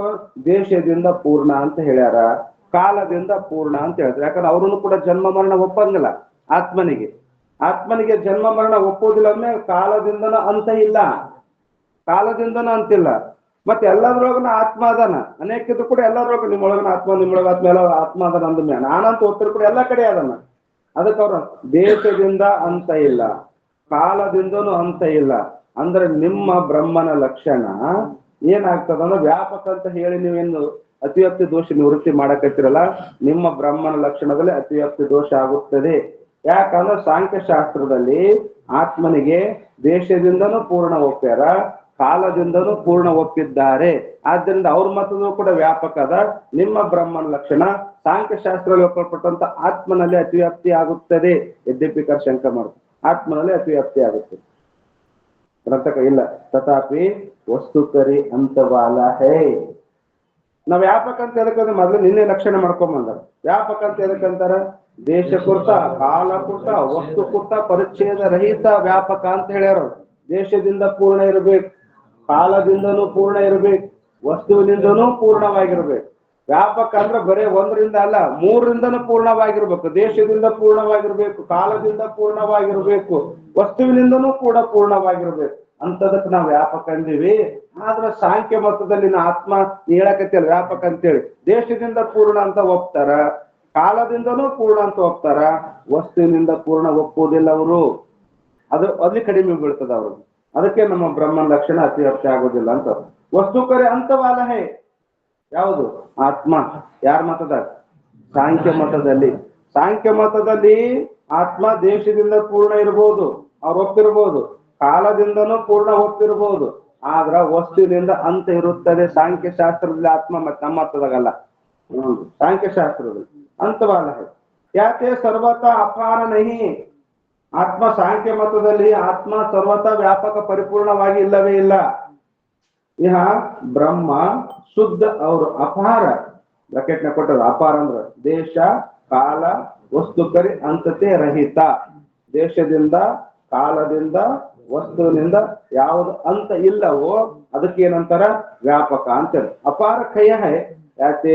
ವಿಸ್ಮಯ ಅತಿವ್ಯಾಪ್ತಿನೇ. ಆದ್ದರಿಂದ ಆತ್ಮನ ನಾವು ಬ್ರಹ್ಮನ ಲಕ್ಷಣದೊಳಗ ನಾವು ವ್ಯಾಪಕ ಅಂತ ಶುದ್ಧದ ಜೊತೆಗೆ ವ್ಯಾಪಕ ಅಂತ ಹೇಳುವುದರಿಂದ ವಿಸ್ಮಯ ಅತಿವ್ಯಾಪ್ತಿ ನಹಿ. ಎದ್ರ ಮ್ಯಾಗ ಎಲ್ಲಿ ಅತಿವ್ಯಾಪ್ತಿ ಆಗುದಿಲ್ಲ? ಸಾಂಖ್ಯ ಮತದಾಗ್ರಿ ಬ್ರಹ್ಮಗ ಶುದ್ಧದ ಜೊತೆಗೆ ನಾವು ಅಪಾರ ಅಂತ ಹೇಳಿದ್ವಿ. ಅಪಾರ ಅಂತ ಹೇಳಿದ್ವಲ್ಲ, ಆ ಅಪಾರ ಶುದ್ಧದ ಜೊತೆಗೆ ಅಪಾರ ಶುದ್ಧನೇ ಇರ್ಬೇಕು, ಅಪಾರ ವ್ಯಾಪಕ ಇರ್ಬೇಕು, ಅದುವೇ ಬ್ರಹ್ಮ ಅಂತಂದು ಹೇಳುವುದರಿಂದ ನಮ್ಮದು ಏನಾಗ್ತದಂದ್ರ ಅತಿವ್ಯಾಪ್ತಿ ಆಗುವುದನ್ನೇ ಇಲ್ಲ. ಎಲ್ಲಿ ಅತಿವ್ಯಾಪ್ತಿ ಆಗುದಿಲ್ಲ? ಅವ್ರು ಹೇಳಿ. ಈಗ ನೋಡ್ರಿ, ಅಪಾರ ಅಂತ ಹೇಳಿ, ಅಪಾರ ಅಂತ ಅದು ಹೇಳಿದ್ರಿಂದ ಶಂಕ ಮಾಡಿದ್ದಾವ. ನೀವು ಅಪಾರ ಅಂತ ಹೇಳಿದ್ರಲ್ಲ, ಶುದ್ಧದ ಜೊತೆಗೆ ಅಪಾರ ಅಂತ ಹೇಳೋದ್ರಿಂದ ಸಾಂಖ್ಯ ಮತದಲ್ಲಿ ಕೂಡ ದೇಶದಿಂದ, ಕಾಲದಿಂದ ಪೂರ್ಣ ಇರುತ್ತದೆ, ನಿಮ್ಮದು ಸಂಭವಿಸುದಿಲ್ಲ ಅಂತ ಹೇಳಿದ್ರು. ಅದಕ್ಕೆ ಗ್ರಂಥಕಾರ ನೋಡು, ದೇಶದಿಂದ ಅವ್ರು ಪೂರ್ಣ ಹೇಳಿರ್ಬೋದು, ಕಾಲದಿಂದಲೂ ಪೂರ್ಣ ಇರ್ಬೋದು, ವಸ್ತುವಿನಿಂದ ಪೂರ್ಣ ಹೇಳಿಲ್ಲ ಅವರು. ಆದ್ರಿಂದ ನಾವು ವ್ಯಾಪಕ ಅಂದ್ರೆ ಏನು? ದೇಶದಿಂದ, ಕಾಲದಿಂದ, ವಸ್ತುವಿಂದ ಪೂರ್ಣ ಇದ್ರೆ ವ್ಯಾಪಕ ಅಂತ ಈ ರೀತಿ ಇರೋದ್ರಿಂದ ಬ್ರಹ್ಮನೇ ವ್ಯಾಪಕ ಅದ. ಆದ್ರ ನಾವು ಬ್ರಹ್ಮ ವ್ಯಾಪಕ ಅಂತ ಹೇಳೋದ್ರಿಂದ ನಮ್ಮ ಬ್ರಹ್ಮನ ಲಕ್ಷಣ ಯಾರಲ್ಲಿ ಅತಿವ್ಯಾಪ್ತಿ ಆಗುದಿಲ್ಲ? ಸಾಂಖ್ಯ ಮತದಲ್ಲಿ. ಹಂಗ ಬಿಡ್ಸಕತ್ತಾರ. ಸಾಂಖ್ಯ ಏನಂತ? ಸಾಂಖ್ಯ ಮತದಲ್ಲಿ ಅತಿವ್ಯಾಪ್ತಿ ಆಗೋದಿಲ್ಲ. ಸಾಂಖ್ಯ ಮತದಲ್ಲಿ ಒಪ್ಪಲ್ಪಟ್ಟಂತ ಆತ್ಮನಲ್ಲಿ, ಅದು ತಿಳಿಯಾಗಿಟ್ಟು. ಸಾಂಖ್ಯ ಮತ ಅನ್ನೋದು ಆತ್ಮನಲ್ಲಿ. ಆತ್ಮ ಅಂದ್ರೆ ಮತ್ತೆ ನ್ಯಾಯಶಾಸ್ತ್ರ ಆತ್ಮನೂ ಅಲ್ಲ, ಅದಕ್ಕೆ ತಿಳ್ಕೊಬೇಕು. ಸಾಂಖ್ಯ ಮತದಲ್ಲ, ಸಾಂಖ್ಯ ಮತದಲ್ಲಿ ಒಪ್ಪಲ್ಪಟ್ಟಂತ ಆತ್ಮನಲ್ಲಿ ಅತಿವ್ಯಾಪ್ತಿ ಆಗುವುದಿಲ್ಲ ನಮ್ಮ ಬ್ರಹ್ಮನ ಲಕ್ಷಣ. ಅತಿವ್ಯಾಪ್ತಿನೇ ಎದ್ದೆ ಶಾಖ ಸುಮ್ಮ ಗೋಳು ಕೆಲವು ಶಾಖ ಸ್ವಲ್ಪ ಸಂಸ್ಕಾರ ಇದ್ದಾರೆ. ಸ್ವಲ್ಪ ಇವ್ರಿಗೇನು ಹೇಳಕತ್ತಿರಪ್ಪ, ಈ ಒಂದು ತಿಳಿಯಲಾಗ್ಯದ ಅಂತಾರ. ಅದಕ್ಕೆ ಇಲ್ಲಿ ಅವ್ರು ಅರ್ಧ ಕೇಳಕತ್ತಿರ ಎದ್ದೆ ಮಾಡ್ತೀವಿ. ಏನು ಗೋಳಿದ್ರಿ, ಅದು ಹೇಳಿದ್ರೆ ಸುಖ ಅಂದ್ರಿ, ಅತಿವ್ಯಾಪ್ತಿ ಆಗತ್ತಂದ್ರ ಅದು ಮತ್ತು ನಿತ್ಯ ಇರ್ತೀರಿ, ಬರೀ ನಿತ್ಯ ಅಂತ ಹೇಳಿದ್ರೆ ಮತ್ತೆ ಆಕಾಶ ಅತಿವ್ಯಾಪ್ತಿ, ನ್ಯಾಯಕ್ಕೆ ಒಪ್ಪಲ್ಪಟ್ಟಂತ ಆಕಾಶ ಅತಿವ್ಯಾಪ್ತಿ ಎಲ್ಲ ಯಾಕೆ ಗೋಳ್ ಹೇಳಕತ್ತಿರ ನಮಗ ಅಂತಂದ್ರೆ ಅದು ಹೇಳಕತ್ತಾನೆ ಎದ್ದೆತ್ತಾರೆ. ಸುಖ नित्य व नित्य प्रकाश इस रीति से दो विशेषण जो ऊपर दिखाए तीन दो विशेषणों करी अतिव्याप्ति तो दूरी होवे. ಸುಮ್ಮನೆ ಯಾಕೆ ಗೋಜ್ ಹೇಳಕತ್ತೀರಿ? ಎರಡು ವಿಶೇಷಣ ಹೇಳ್ಬಿಟ್ರೆ ಮುಗಿದೋಯ್ತಲ್ಲ. ಸುಖ ನಿತ್ಯ ಇದ್ದೇ ಬ್ರಹ್ಮ ಎಲ್ಲಿ ಅತಿವ್ಯಾಪ್ತಿ ಆಗ್ತದ? ಏನಾಗಿ ವ್ಯಾಪ್ತಿ ಆಗ್ತದೆ? ಏನ ಅಸಂಭವ? ಯಾವ ದೋಷನೇ ಇಲ್ಲ. ಸುಖ ಸುಖ ಸುಖ ನಿತ್ಯ, ಸುಖ ನಿತ್ಯ ಇದ್ದದ್ದೇ ಬ್ರಹ್ಮ ಅಂತ ನೀವು ಲಕ್ಷಣ ಮಾಡಿದ್ರಿ ಅಂದ್ರ ಯಾವ ದೋಷನೂ ಇಲ್ಲ ಈ ಲಕ್ಷಣದಲ್ಲಿ. ಅತಿವ್ಯಾಪ್ತಿ ದೋಷನೇ ಇಲ್ಲ, ಅವ್ಯಾಪ್ತಿ ದೋಷನೇ ಇಲ್ಲ, ಅಸಂಭವನಿಲ್ಲ, ಸೀದಾ ಬ್ರಹ್ಮನ ಜ್ಞಾನ ಆಗ್ತದೆ. ಆ ನಂತರ ಸುಖ ನಿತ್ಯ, ನಿತ್ಯ ಪ್ರಕಾಶ ಅಂತ ಹೇಳಿ, ಪ್ರಕಾಶ ವಿಭು ಅಂತಾರೆ ಹೇಳ್ರಿ.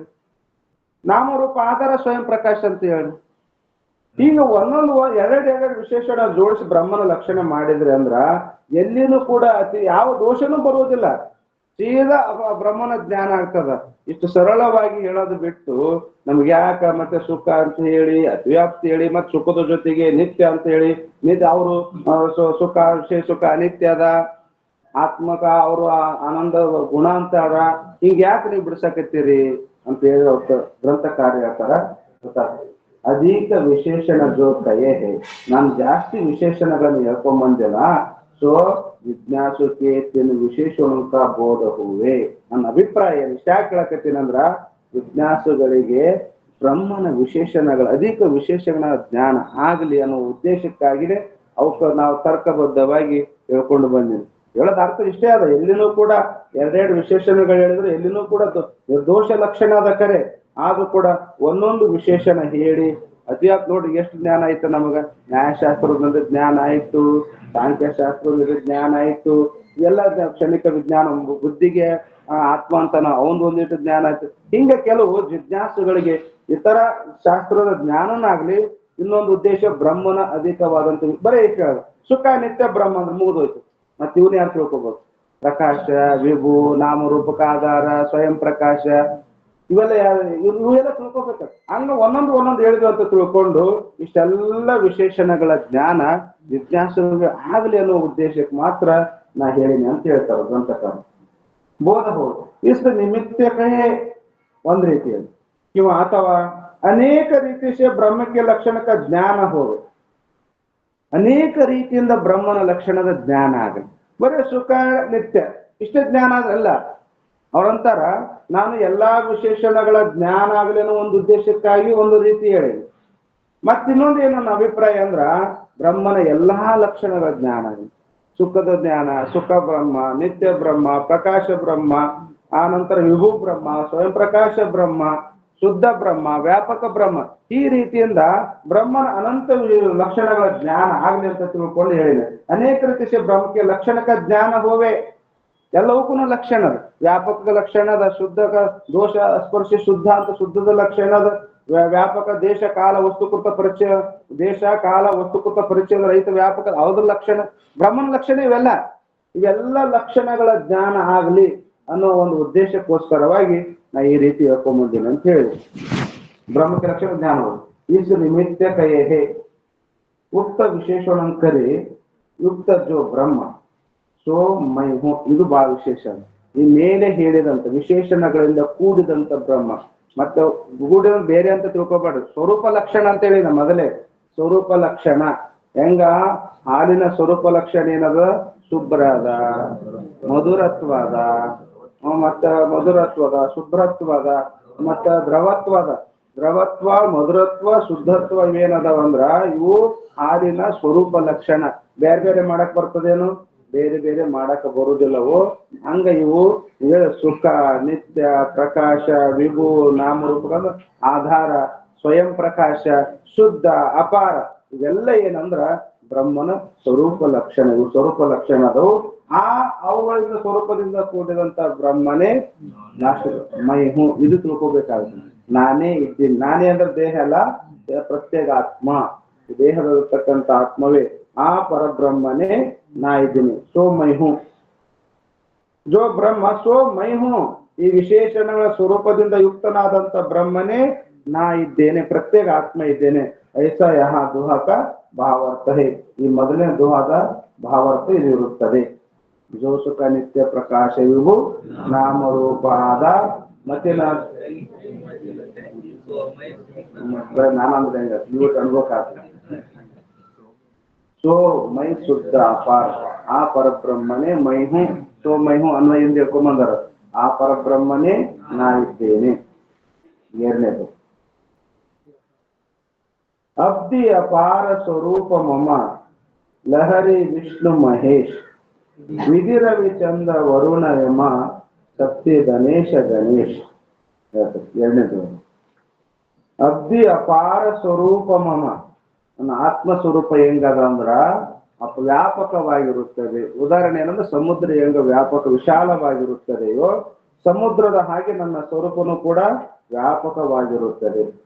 ಹಂಗ ಸ್ವರೂಪ ಲಹರಿ ವಿಷ್ಣು ಮಹೇಶ್ ವಿಧಿ ರವಿಚಂದ್ರ ವರುಣ ಯಮ ಎಲ್ಲಾ ದೇವಾನುದೇವತೆಗಳೇನಂದ್ರಲ್ಲ ಇವರೆಲ್ಲ ತೆರೆಗಳಿದ್ದ ಹಾಗೆ ನನ್ನ ಸ್ವರೂಪದ ಪರಿಪೂರ್ಣವಾದಂತ ಆತ್ಮನ ಸ್ವರೂಪದೊಳಗ ಬ್ರಹ್ಮನ ಸ್ವರೂಪದೊಳಗ ಈ ಎಲ್ಲ ಏನು 33 ಕೋಟಿ ದೇವತೆಗಳು ಹೇಳ್ತೀವಲ್ಲ 33 ಕೋಟಿ ದೇವತೆಗಳೇನದಲ್ಲ ಇವೆಲ್ಲ ತೆರೆಗಳಿದ್ದ ಹಾಗೆ ನನ್ನ ಸ್ವರೂಪದ ಸಮುದ್ರದಾಗ ಬ್ರಹ್ಮನಲ್ಲಿ ಇವೆಲ್ಲ ಏನದ ದೇವಾನು ದೇವತೆಗಳು ತೆರೆಗಳಿದ್ದ ಹಾಗೆ.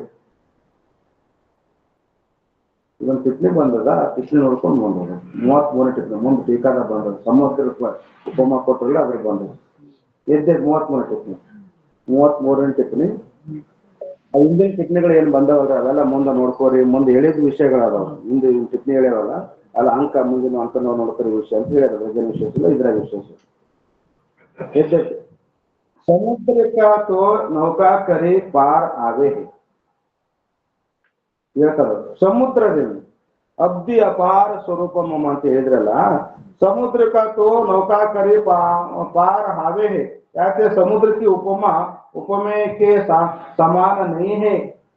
ಹೇಳ್ತಾರೆ ನೀವು ಉಪಮಾ ಕೊಡಕತ್ತಿರಲ್ಲ ಬ್ರಹ್ಮನ ಸ್ವರೂಪ ವ್ಯಾಪಕಕ್ಕೆ ಉಪಮಾ ಕೊಡಕತ್ತಿರಲ್ಲ, ಅಬ್ಧಿ ಅಪಾರ ಸ್ವರೂಪ ಮಮ ಅಂತ ಹೇಳ್ತಿರಲ್ಲ, ಇದು ನೀವು ಹೇಳ್ತಕ್ಕಂಥ ಉಪಮಾ ಅದು ಯೋಗ್ಯವಿಲ್ಲವೇ ಇಲ್ಲ, ಯೋಗ್ಯ ಇಲ್ಲ. ಯಾಕಂದ್ರ ಈ ಸಮುದ್ರವನ್ನ ನಾವು ನೌಕಾದ ಸಹಾಯದಿಂದ ನಾವಿನ ಸಹಾಯದಿಂದ ದಾಟಕ್ ಬರ್ತದ, ಅದೇನು ದೊಡ್ಡದಲ್ಲ. ಆದ್ರ ಯಾಕೆ ಸಮುದ್ರಕ್ಕೆ ಉಪಮಾ ಮತ್ತು ಉಪಮೇಯ ಸ್ವರೂಪ ಉಪಮೇಯ ಅದ ಉಪಮಾ ಕೊಡಕತ್ತೀರಿ. ಅದಕ್ಕ ನಮ್ಮ ಸ್ವರೂಪ ಉಪಮೇಯ ಕೊಡಕತ್ತೀರಿ. ಅದ್ಮ್ಯಾಗ ಈ ಸ್ವರೂಪಕ್ಕೂ ಈ ಉಪಮಾ ಕೊಡ್ತಕ್ಕಂತ ಆ ಸಮುದ್ರಕ್ಕೂ ಯಾವುದು ಸಂಬಂಧ ಇಲ್ಲ, ಸಮಾನ ಇಲ್ಲವೇ ಇಲ್ಲ. ಉಪಮಾನ ವಸ್ತುಕಿಹಿ ಓವೆಹೆ ನೋಡ್ರಿ, ಅವರು ಉಪಮಾನ ವಸ್ತುಕಿಹಿ ಓವೆಹೆ. ನೀವು ಉಪಮಾ ಕೊಡ್ತಿರಲ್ಲ ಆ ಉಪಮೇಯಕ್ಕೆ ಸಮಾನವಾಗಿ ಇರಬೇಕು. ನಮ್ಮದು ಈ ಸ್ವರೂಪಕ್ಕ ನೀವು ಉಪಮಾ ಕೊಡಕತ್ತೀರಿ. ಎದ್ರ ಉಪಮಾ ಕೊಡಕತ್ತೀರಿ? ಸಮುದ್ರದ ಉಪಮಾ ಕೊಡಕತ್ತೀರಿ. ಸಮುದ್ರ ಏನಷ್ಟು ವಿಶಾಲ ಏನಲ್ಲ ಅಂತಾರ. ಸಮುದ್ರ ಏನು ವಿಶಾಲ ಅಲ್ಲ, ಆರಾಮ್ ನೌಕಾ ಸಹಾಯದಿಂದ ನಾವು ದಾಟಬಹುದು. ಆದ ಪರಬ್ರಹ್ಮನ ಸ್ವರೂಪ ಪರಿಪೂರ್ಣ ಅದ, ಅದಕ್ಕೆ ಹೆಂಗ ನೀವು ಉಪಮ ಯೋಗ್ಯ ಆಗ್ತದ ಅಂತ ಯದ್ಯಪಿಕಾರ ಶಂಕ ಮಾಡಿದಾಗ ತಥಾಪಿ ಗ್ರಂಥಕಾರ ಸಮಾಧಾನ ಹೇಳ್ತಾರೆ. ತಥಾಪಿ ಹಸ್ತಪಾದಾದಿಕ ಅಂಗಕಿ ಕ್ರಿಯಾಕರಿ ಸಮುದ್ರಕ ಪಾರ ಆವೇ ನಹಿ. ನಾವ್ ಯಾಕೆ ಉಪಮ ಎಂದೂ ಕೂಡ ನಾವು ಸಿದ್ಧಾಂತಕ್ಕ ಲೌಕಿಕದ ಪ್ರಪಂಚದ ಉದಾಹರಣೆಗಳೇನು ಕೊಡ್ತೀವಿ, ಸಮಾನ ಕೊಡಾಕ ಬರುವುದನೇ ಇಲ್ಲ. ನಿಕೃಷ್ಟ ಉಪಮನೇ ಕೊಡ್ಬೇಕಾಗ್ತದ, ಪೂರ್ಣ ಉಪಮ ಕೊಡಾಕ ಆಗಲ್ಲ. ನಾವು ಸಮುದ್ರದ ಉಪಮ ಕೊಟ್ಟಿವಿ ಸ್ವರೂಪಕ್ಕ, ಪರಿಪೂರ್ಣವಾದಂತ ಪರಬ್ರಹ್ಮಕ್ಕ ತಮ್ಮ ಸ್ವರೂಪಕ್ಕೆ ಏನು ಸಮುದ್ರದ ಉಪಮ ಕೊಟ್ಟಿವಲ್ಲ, ಇದು ಸುಮ್ಮ ನಿಕೃಷ್ಟ ಉಪಮ. ಯಾವ ದೃಷ್ಟಿಕೋನ ಕೊಟ್ಟಿನಿ ಅಂದ್ರ ಆಯ್ತು ನೌಕದ ಸಹಾಯದಿಂದ ನೀ ಸಮುದ್ರ ದಾಟಕ್ ಬರ್ತದ, ಅದೇ ನೀ ಈ ಸೈಡ್ ದಾಟಕ್ ಬರ್ತದೇನು? ಅಸಾಧ್ಯ ಅದ. ಹೆಂಗ ಈ ಸೈಡ್ ದಾಟಕ್ ಬರೋದಿಲ್ಲ, ಯಾಕಂದ್ರೆ ಪರಿಪೂರ್ಣವಾದ ಸಮುದ್ರ ಈಜಾಡಿ ನಾ ಕೈಕಾಲು ಪಡ್ಕೊಂಡು ದಾಡ್ತೇನೆ ಅಂದ್ರೆ ಹೆಂಗ ಸಾಧ್ಯ ಇಲ್ಲವೋ ಹಂಗ ಅದೆಷ್ಟು ವಿಶಾಲವಾಗ್ಯದಲ್ಲ. ಆ ದೃಷ್ಟಿಕೋನದೊಳಗ ನಾನು ಈಗ ಏನ್ ಮಾಡ್ತೇನೆ, ಇದಕ್ಕೆ ಉಪಮ ಕೊಟ್ಟಿನಿ ಅಷ್ಟೇ ಸ್ವರೂಪಕ್ಕ. ತಾತೆ ಆ ಕಾರಣದಿಂದ ಸಮುದ್ರಕ್ಕೆ ಸಮಾನ ಸ್ವರೂಪ ಕಯಾಹೆ, ನಮ್ಮ ಸ್ವರೂಪ ಸಮುದ್ರ ಸಮಾನ ಅಂತ ನಾ ಈ ದೃಷ್ಟಿಕೋನದಾಗ ಹೇಳ್ಕೊಂಡು ದಾಟಕ್ ಸಾಧ್ಯ ಇಲ್ಲ. ನಾವು ಈಜಾಡಿ ದಾಟಬೇಕಂದ್ರೆ ಎಷ್ಟು ವಿಶಾಲ ಸಮುದ್ರ ಆಗ್ತದಲ್ಲ, ಆ ದೃಷ್ಟಿಕೋನ ಇಟ್ಟುಕೊಂಡು ಬ್ರಹ್ಮ ಅಷ್ಟು ವಿಶಾಲವಾದ ಪರಿಪೂರ್ಣವಾಗ್ಯದ ಅಂತ ಉಪಮ ಕೊಟ್ಟಿವಿ. ಇಹ ಸಮುದ್ರಕ್ಕೆ ಪೂರ್ಣ ಉಪಮ ನೈಹೆ. ಸಮುದ್ರದೇನು ಉಪಮ ಕೊಟ್ಟಿನ ಸ್ವರೂಪಕ್ಕ, ನಮ್ಮ ಸ್ವರೂಪಕ್ಕೇನು ಸಮುದ್ರದ ಉಪಮ ಕೊಟ್ಟಿನ ಅದು ಪೂರ್ಣ ಉಪಮ ಅಲ್ಲವೇ ಅಲ್ಲ, ಪೂರ್ಣ ಉಪಮ ಅಲ್ಲ. ಕಿಂತು ಲುಪ್ತ ಉಪಮ ಹೈ, ನಿಕೃಷ್ಟ ಉಪಮ, ಲುಪ್ತ ಉಪಮ. ಪೂರ್ಣ ಉಪಮ ಅಂದ್ರೆ ಗೋ ಸದೃಶ ಗವಾಯ ಹೇಳ್ತಾರೆ. ಗೋ ಸದೃಶ ಗವಾಯ ಹೆಂಗ ಅಡವಿಗೆ ಹೋಗಿದ್ದ, ಅಡವ್ಯಾಗ ಹೋದ, ಒಂದು ಅಡವಿ ಆಕಳಂತ ನೀವು ಅಡವಿ ಆಕಳ ನೋಡಿದ, ಈ ಆಕಳ ನಮ್ಮ ಮನೆ ಆಕಳದಂಗ ಅದ ನೋಡಂತ. ಈ ಆಕಳ ಅಡವ್ಯಾಗ ಹೋಗ್ಯಾನ, ಅಡವ್ಯಾಗ ಹೋಗಿ ಇದು ಅಡವ್ಯಾಗ ಆಕಳ ಇದ್ರೆ ನಮ್ಮ ಊರನ್ನ ಆಕಳ ಇದ್ದಂಗೆ ಅದಲ್ಲ ಇದು ಅಂತಂದ. ಅಂದ್ರೆ ಏನದ ಉಪಮ ಹೆಂಗದ? ಸಮಾನ ಉಪಮ ಅದು, ಸಮಾನ ಉಪಮ ಅದು, ಪೂರ್ಣ ಉಪಮ ಅಂತ ಕರೀತಾರೆ. ಗೋ ಸದೃಶ ಗವಾಯ ಏನ ಮನೆ ಊರನ್ನ ಆಕಳ ಬೇರೆ, ಅಡವಿನ ಆಕಳ ಬೇರೆ ಇರ್ತದ. ಇದು ಆಕಳ ನಮ್ಮ ಊರನ್ನ ಆಕಳ ಇದ್ದಂಗ ಅದಲ್ಲ ಅಡವಿನ ಆಕಳ ಅಂತ ಅಂದವ, ಅಂದ್ರೆ ಇದು ಪೂರ್ಣ ಉಪಮ. ಇದು ಲುಪ್ತ ಉಪಮ ಅಂದ್ರೆ ಏನು? ಚಂದ್ರಮುಖಿ ಅಂತೀವಲ್ಲ, ಅದು ಲುಪ್ತ ಉಪಮ. ಏನಪ್ಪಾ ಚಂದ್ರನಂಗ ಒಳಪಿದ್ದಂಗ ಅದ ನೋಡು ಅಂತಂದ್ರೆ ಏನದ? ಚಂದ್ರ ಆಗ್ತದ? ಅವನೇ ಆಗ್ತಾಡ್ರಿ, ಹುಲಿ ಇದ್ದಂಗ ಅದನ್ನವ ಅಂತ. ಹುಲಿ ಆಗ್ತಾನ ನೀವು? ಇಲ್ಲ ಅಂದ್ರೆ ನಿಕೃಷ್ಟ ಉಪಮ, ನಿಕೃಷ್ಟ. ಹಂಗ ಇಲ್ಲೇನು ನಮ್ಮ ಸ್ವರೂಪಕ್ಕ ನಾವೇನು ಉಪಮ ಕೊಟ್ಟಿವಿ, ಸಮುದ್ರದ ಉಪಮ ಕೊಟ್ಟಿವಲ್ಲ, ಇದು ಲುಪ್ತ ಉಪಮ, ನಿಕೃಷ್ಟ ಉಪಮ. ಆದ್ರ ಪರಿಪೂರ್ಣವಾದಂತ ಉಪಮ ಅಲ್ಲವೇ ಅಲ್ಲ. ठीक है मेरा स्वरूप ब्रैकेट में कोटा प्रत्येक आत्मा का स्वरूप ಅಂದ್ರೆ प्रत्येक आत्मा अंतरात्मा। मेरा स्वरूप समुद्र की न्याही अपार है। ನನ್ನ ಸ್ವರೂಪ ಏನದ ಅಂದ್ರೆ ಸಮುದ್ರದ ಹಂಗ ಪರಿಪೂರ್ಣವಾಗಿರುತ್ತದೆ. ಸಮುದ್ರ ಹೆಂಗ ವಿಶಾಲವಾಗಿರಲ್ಲ, ಹಂಗ ನನ್ನ ಸ್ವರೂಪನು ಕೂಡ ವಿಶಾಲವಾಗಿರುತ್ತದೆ, ವ್ಯಾಪಕವಾಗಿರುತ್ತದೆ, ಅಪಾರ. इस मेरे ಸ್ವರೂಪಭೂತ ಸಮುದ್ರಕ್ಕೆ, ನನ್ನ ಸ್ವರೂಪಭೂತ ಸಮುದ್ರದಲ್ಲಿ ಅಂದ್ರ ದೃಷ್ಟಾಂತ ಮತ್ತು ಸಿದ್ಧಾಂತ ಎರಡು ಕೂಡಿಸಿ ಕೊಡಕತ್ತೆ. ನಾವು ತಿಳ್ಕೋಬೇಕು ಬೇರೆ ಬೇರೆ. ಏನಂತಾರ? ನಮ್ಮ ಸ್ವರೂಪಭೂತವಾದಂತ ಯಾವ ಸಮುದ್ರಕ್ಕೆ ವಿಷ್ಣು, ಮಹೇಶ, ವಿಧಿ, ರವಿ, ಚಂದ್ರ, ವರುಣ, ಯಮ, ಶಕ್ತಿ, ಧನೇಶ, ಗಣೇಶ್ ಇಷ್ಟರಿ ಉಪಲಕ್ಷಿತ ಸರ್ವ ದೇವತಾ ಲಹರಿ ಇವರನ್ನೇ ಮೊದಲು ಮಾಡಿಕೊಂಡು ಇನ್ನು ಎಷ್ಟದ 33 ಕೋಟಿ ದೇವತೆಗಳದ. ಎಲ್ಲ 33 ಕೋಟಿ ಇವರನ್ನು ಮೊದಲು ಮಾಡಿಕೊಂಡು ಇನ್ನು 33 ಕೋಟಿ ದೇವತೆಗಳದ್ರಲ್ಲ, ನನ್ನ ಸ್ವರೂಪ ಎಂಬ ಸಮುದ್ರದಲ್ಲಿ ಅವರು ತೆರೆಗಳಿದ್ದ ಹಾಗೆ ನಮ್ಮ ಸ್ವರೂಪಗಳು. ಅದಕ್ಕೆ ಅವ್ರು ಇಲ್ಲಿ ಬಹಳ ವಿಶೇಷವಾಗಿ ಹೇಳ್ತಾರೆ. ವಿಷ್ಣು, ಮಹೇಶ, ವಿಧಿ ಅಂದ್ರೆ ಬ್ರಹ್ಮ. ಇಲ್ಲಿ ಏನದ? ನಾವು ಯಾಕೆ ಗುರು ಬ್ರಹ್ಮ, ಗುರು ವಿಷ್ಣು, ಗುರುದೇವ, ಮಹೇಶ್ವರ ಹಿಂಗೆ ಎಲ್ಲಿ ನೋಡ್ರಿ, ಬ್ರಹ್ಮನ ಮೊದಲು ತಗೊಂತಾರ, ಆಮ್ಯಾಗ ವಿಷ್ಣು ತಗೊಂತಾರ, ಆಮ್ಯಾಗ ಮಹೇಶ್ವರನ್ ತಗೊಂತಾರ. ಇಲ್ಲಿ ಗ್ರಂಥಕಾರ ಏನ್ ಮಾಡಿದಾರ? ಮೊದಲು ವಿಷ್ಣು ತಗೊಂಡಾರ, ವಿಷ್ಣು, ಮಹೇಶ, ವಿಧಿ ಅಂದ್ರೆ ಬ್ರಹ್ಮನ್ ಲಾಸ್ಟ್ ತಗೊಂಡಾರ. ಅಲ್ಲ, ನಾವು ರೂಢಿ ಅಥವಾ ಪುರಾಣ ಶಾಸ್ತ್ರದಲ್ಲಿ ಮೊದಲು ಬ್ರಹ್ಮ, ಆಮ್ಯಾಗ ವಿಷ್ಣು, ಆಮ್ಯಾಗ ಶಿವನ್ ತಗೊಂತೀವಿ. ನೀವಿಲ್ಲಿ ವಿಷ್ಣು ಮತ್ತ ಆನಂತರ ಶಿವ, ಆಮ್ಯಾಗ ಬ್ರಹ್ಮನ್ ತಗೊಂಡ್ರಿಲ್ಲ ಅಂದ್ರೆ ಅವ್ರು ಹೇಳ್ತಾರ, ಈ ಬ್ರಹ್ಮ ಏನದಂದ್ರೆ ಜೀವಕೋಟಿ ಒಳಗೆ ಬರುವುದರಿಂದ, ಅವರು ದೇವತ ಕೋಟಿ ಒಳಗೆ ಬಂದಿರೋದ್ರಿಂದ ನಾವು ಮೊದಲು ವಿಷ್ಣು ತಗೊಂಡೆ, ಆಮ್ಯಾಗ ಮಹೇಶ್ವರನ್ ತಗೊಂಡೆ, ಆಮ್ಯಾಗ ಜೀವಕೋಟಿ ಒಳಗೆ ಬಂದಿರುವುದರಿಂದ ಇವನು ಬ್ರಹ್ಮನನ್ನು ನಾನು ಆನಂದ ಆಯ್ಕೊಂಡೆ. ಜೀವಕೋಟಿ ಅಂದ್ರೆ ಪೂಜಕ ಅಯೋಗ್ಯ. ಅದು ನೋಡ್ರಿ, ಪೂಜಕ ಅಯೋಗ್ಯ ಇರೋದ್ರಿಂದ ಜೀವಕೋಟಿ ಒಳಗೆ ಬಂದಿರೋದ್ರಿಂದ. ಬ್ರಹ್ಮನ್ ಗುಡಿ ಎಲ್ಲೋ ಒಂದ್ ಅದ ಅಂತ ಹೇಳ್ತಾರ ಅಷ್ಟೇ. ಆದ್ರ ಶಿವನ್ ಗುಡಿ ದೇವಸ್ಥಾನ ತಗೋರಿ, ವಿಷ್ಣು ದೇವಸ್ಥಾನ ತಗೋರಿ, ಎಲ್ಲಾ ಕಡೆಗೆ ಅದ, ಎಲ್ಲಾ ಕಡೆ ಪೂಜನೀಯ ಅದರ ಕರೆ ಈ ದೇವತೆಗಳು. ಆದ್ರೆ ಬ್ರಹ್ಮ ಎಲ್ಲಾ ಕಡೆ ಪೂಜನೆ ಇಲ್ಲ. ಆದ್ದರಿಂದ ಜೀವಕೋಟಿ ಒಳಗೆ ಬ್ರಹ್ಮ ಬಂದಿರುವುದರಿಂದ ನಾನ್ ಲಾಸ್ಟಿಗೆ ಬ್ರಹ್ಮನನ್ನು ತೆಗೆದುಕೊಂಡಿನಂತ ಟಿಪ್ಪಣಿ ಕೇಳ್ಕೊಂಬಂದ. ಅದಕ್ಕೆಲ್ಲ ಪುರಾಣದಾಗ ನಾನಾ ಕಥೆ ಹೇಳ್ತಾರೆ. ಅವ್ರಿಗೆ ಯಾಕ ಅವರು ದೇವರೇ ಅದನ್ನಲ್ಲ, ಹಂಗೆ ಯಾಕಂದ್ರ ಏನೋ ಸುಳ್ಳು ಹೇಳಿದ ಹೇಳ್ತಾರೆ. ಕವಿಯಲೆ ಪದ್ಧತಿಯಾಗ ಹೇಳ್ಕೊಂಡ್ ಬಂದಾರ. ಬ್ರಹ್ಮಗೆ ಹಂಗೆ ಯಾಕ ಅಂತಂದ್ರಪ್ಪ ಅಂದ್ರ ಇಬ್ರು ಜಗಳ ಆಡಕತ್ತಿರಂತಾರೆ, ವಿಷ್ಣು ಮತ್ತು ಬ್ರಹ್ಮ. ನಾ ಶ್ರೇಷ್ಠ ನೀ ಶ್ರೇಷ್ಠ ಅಂತ ಜಗಳ ಆಡಕತ್ತಿ. ಇಬ್ರು ಜಗಳ ಆಡುವ ಸಮಯದೊಳಗ ಅವಾಗ ಪರಮಾತ್ಮವನ್ನೇ ನ್ಯಾಯವಾಯ್ತು. ಅವಾಗ ಪರಮಾತ್ಮ ಅಂದ್ರ ಯಾರು ನನ್ನ ಸ್ವರೂಪವನ್ನು ಪರಿಪೂರ್ಣವಾಗಿ ತಿಳ್ಕೊಂಡ್ಬರ್ತಾರ ಅವ್ರು ಶ್ರೇಷ್ಠ ಅಂತ ಹೇಳ್ತೇನೆ ನಾನು.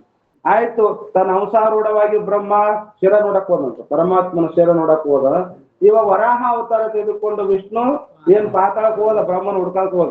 ಅದಕ್ಕೆ ಪಾತಾಳ ಅತ್ತ ಇತ್ತಂತ ಮಿಗೆ ಮೀರಿ ನಿಂತ್ಕೊಂಡು ನಿನ್ನಪಾತ ಅಂತ ಹೇಳ್ತಾರಲ್ಲ, ಆ ರೀತಿ ಕೆಳಗ ಹೋದ. ಹೋಗಿ ಬಂದ್ರು.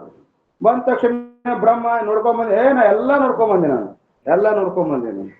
ಇಷ್ಟು ನೀನು ಹುಡುಕಿದ ಕರೆ ಎಷ್ಟು ಹೋದ್ರು ಕೂಡ ಇನ್ನೂ ಮುಂದೆ ಹಂಗೆ ಇತ್ತು ನಿಂದು, ನಾ ಪರಿಪೂರ್ಣವಾಗಿ ನಿನ್ನ ಸ್ವರೂಪ ತಿಳ್ಕೊಳಕ್ ಆಗ್ಲಿಲ್ಲ ಅಂದ. ಅವಾಗ ಏನಾಯ್ತು? ವಿಷ್ಣು ಶ್ರೇಷ್ಠರಲ್ಲ, ನೀನು ಕನಿಷ್ಠ ಸುಳ್ಳು ಹೇಳಿದಲ್ಲ ಅಂತ ಪುರಾಣ ಹಿಂಗ್ ಹೇಳ್ತಾರ. ಹೌದೇ?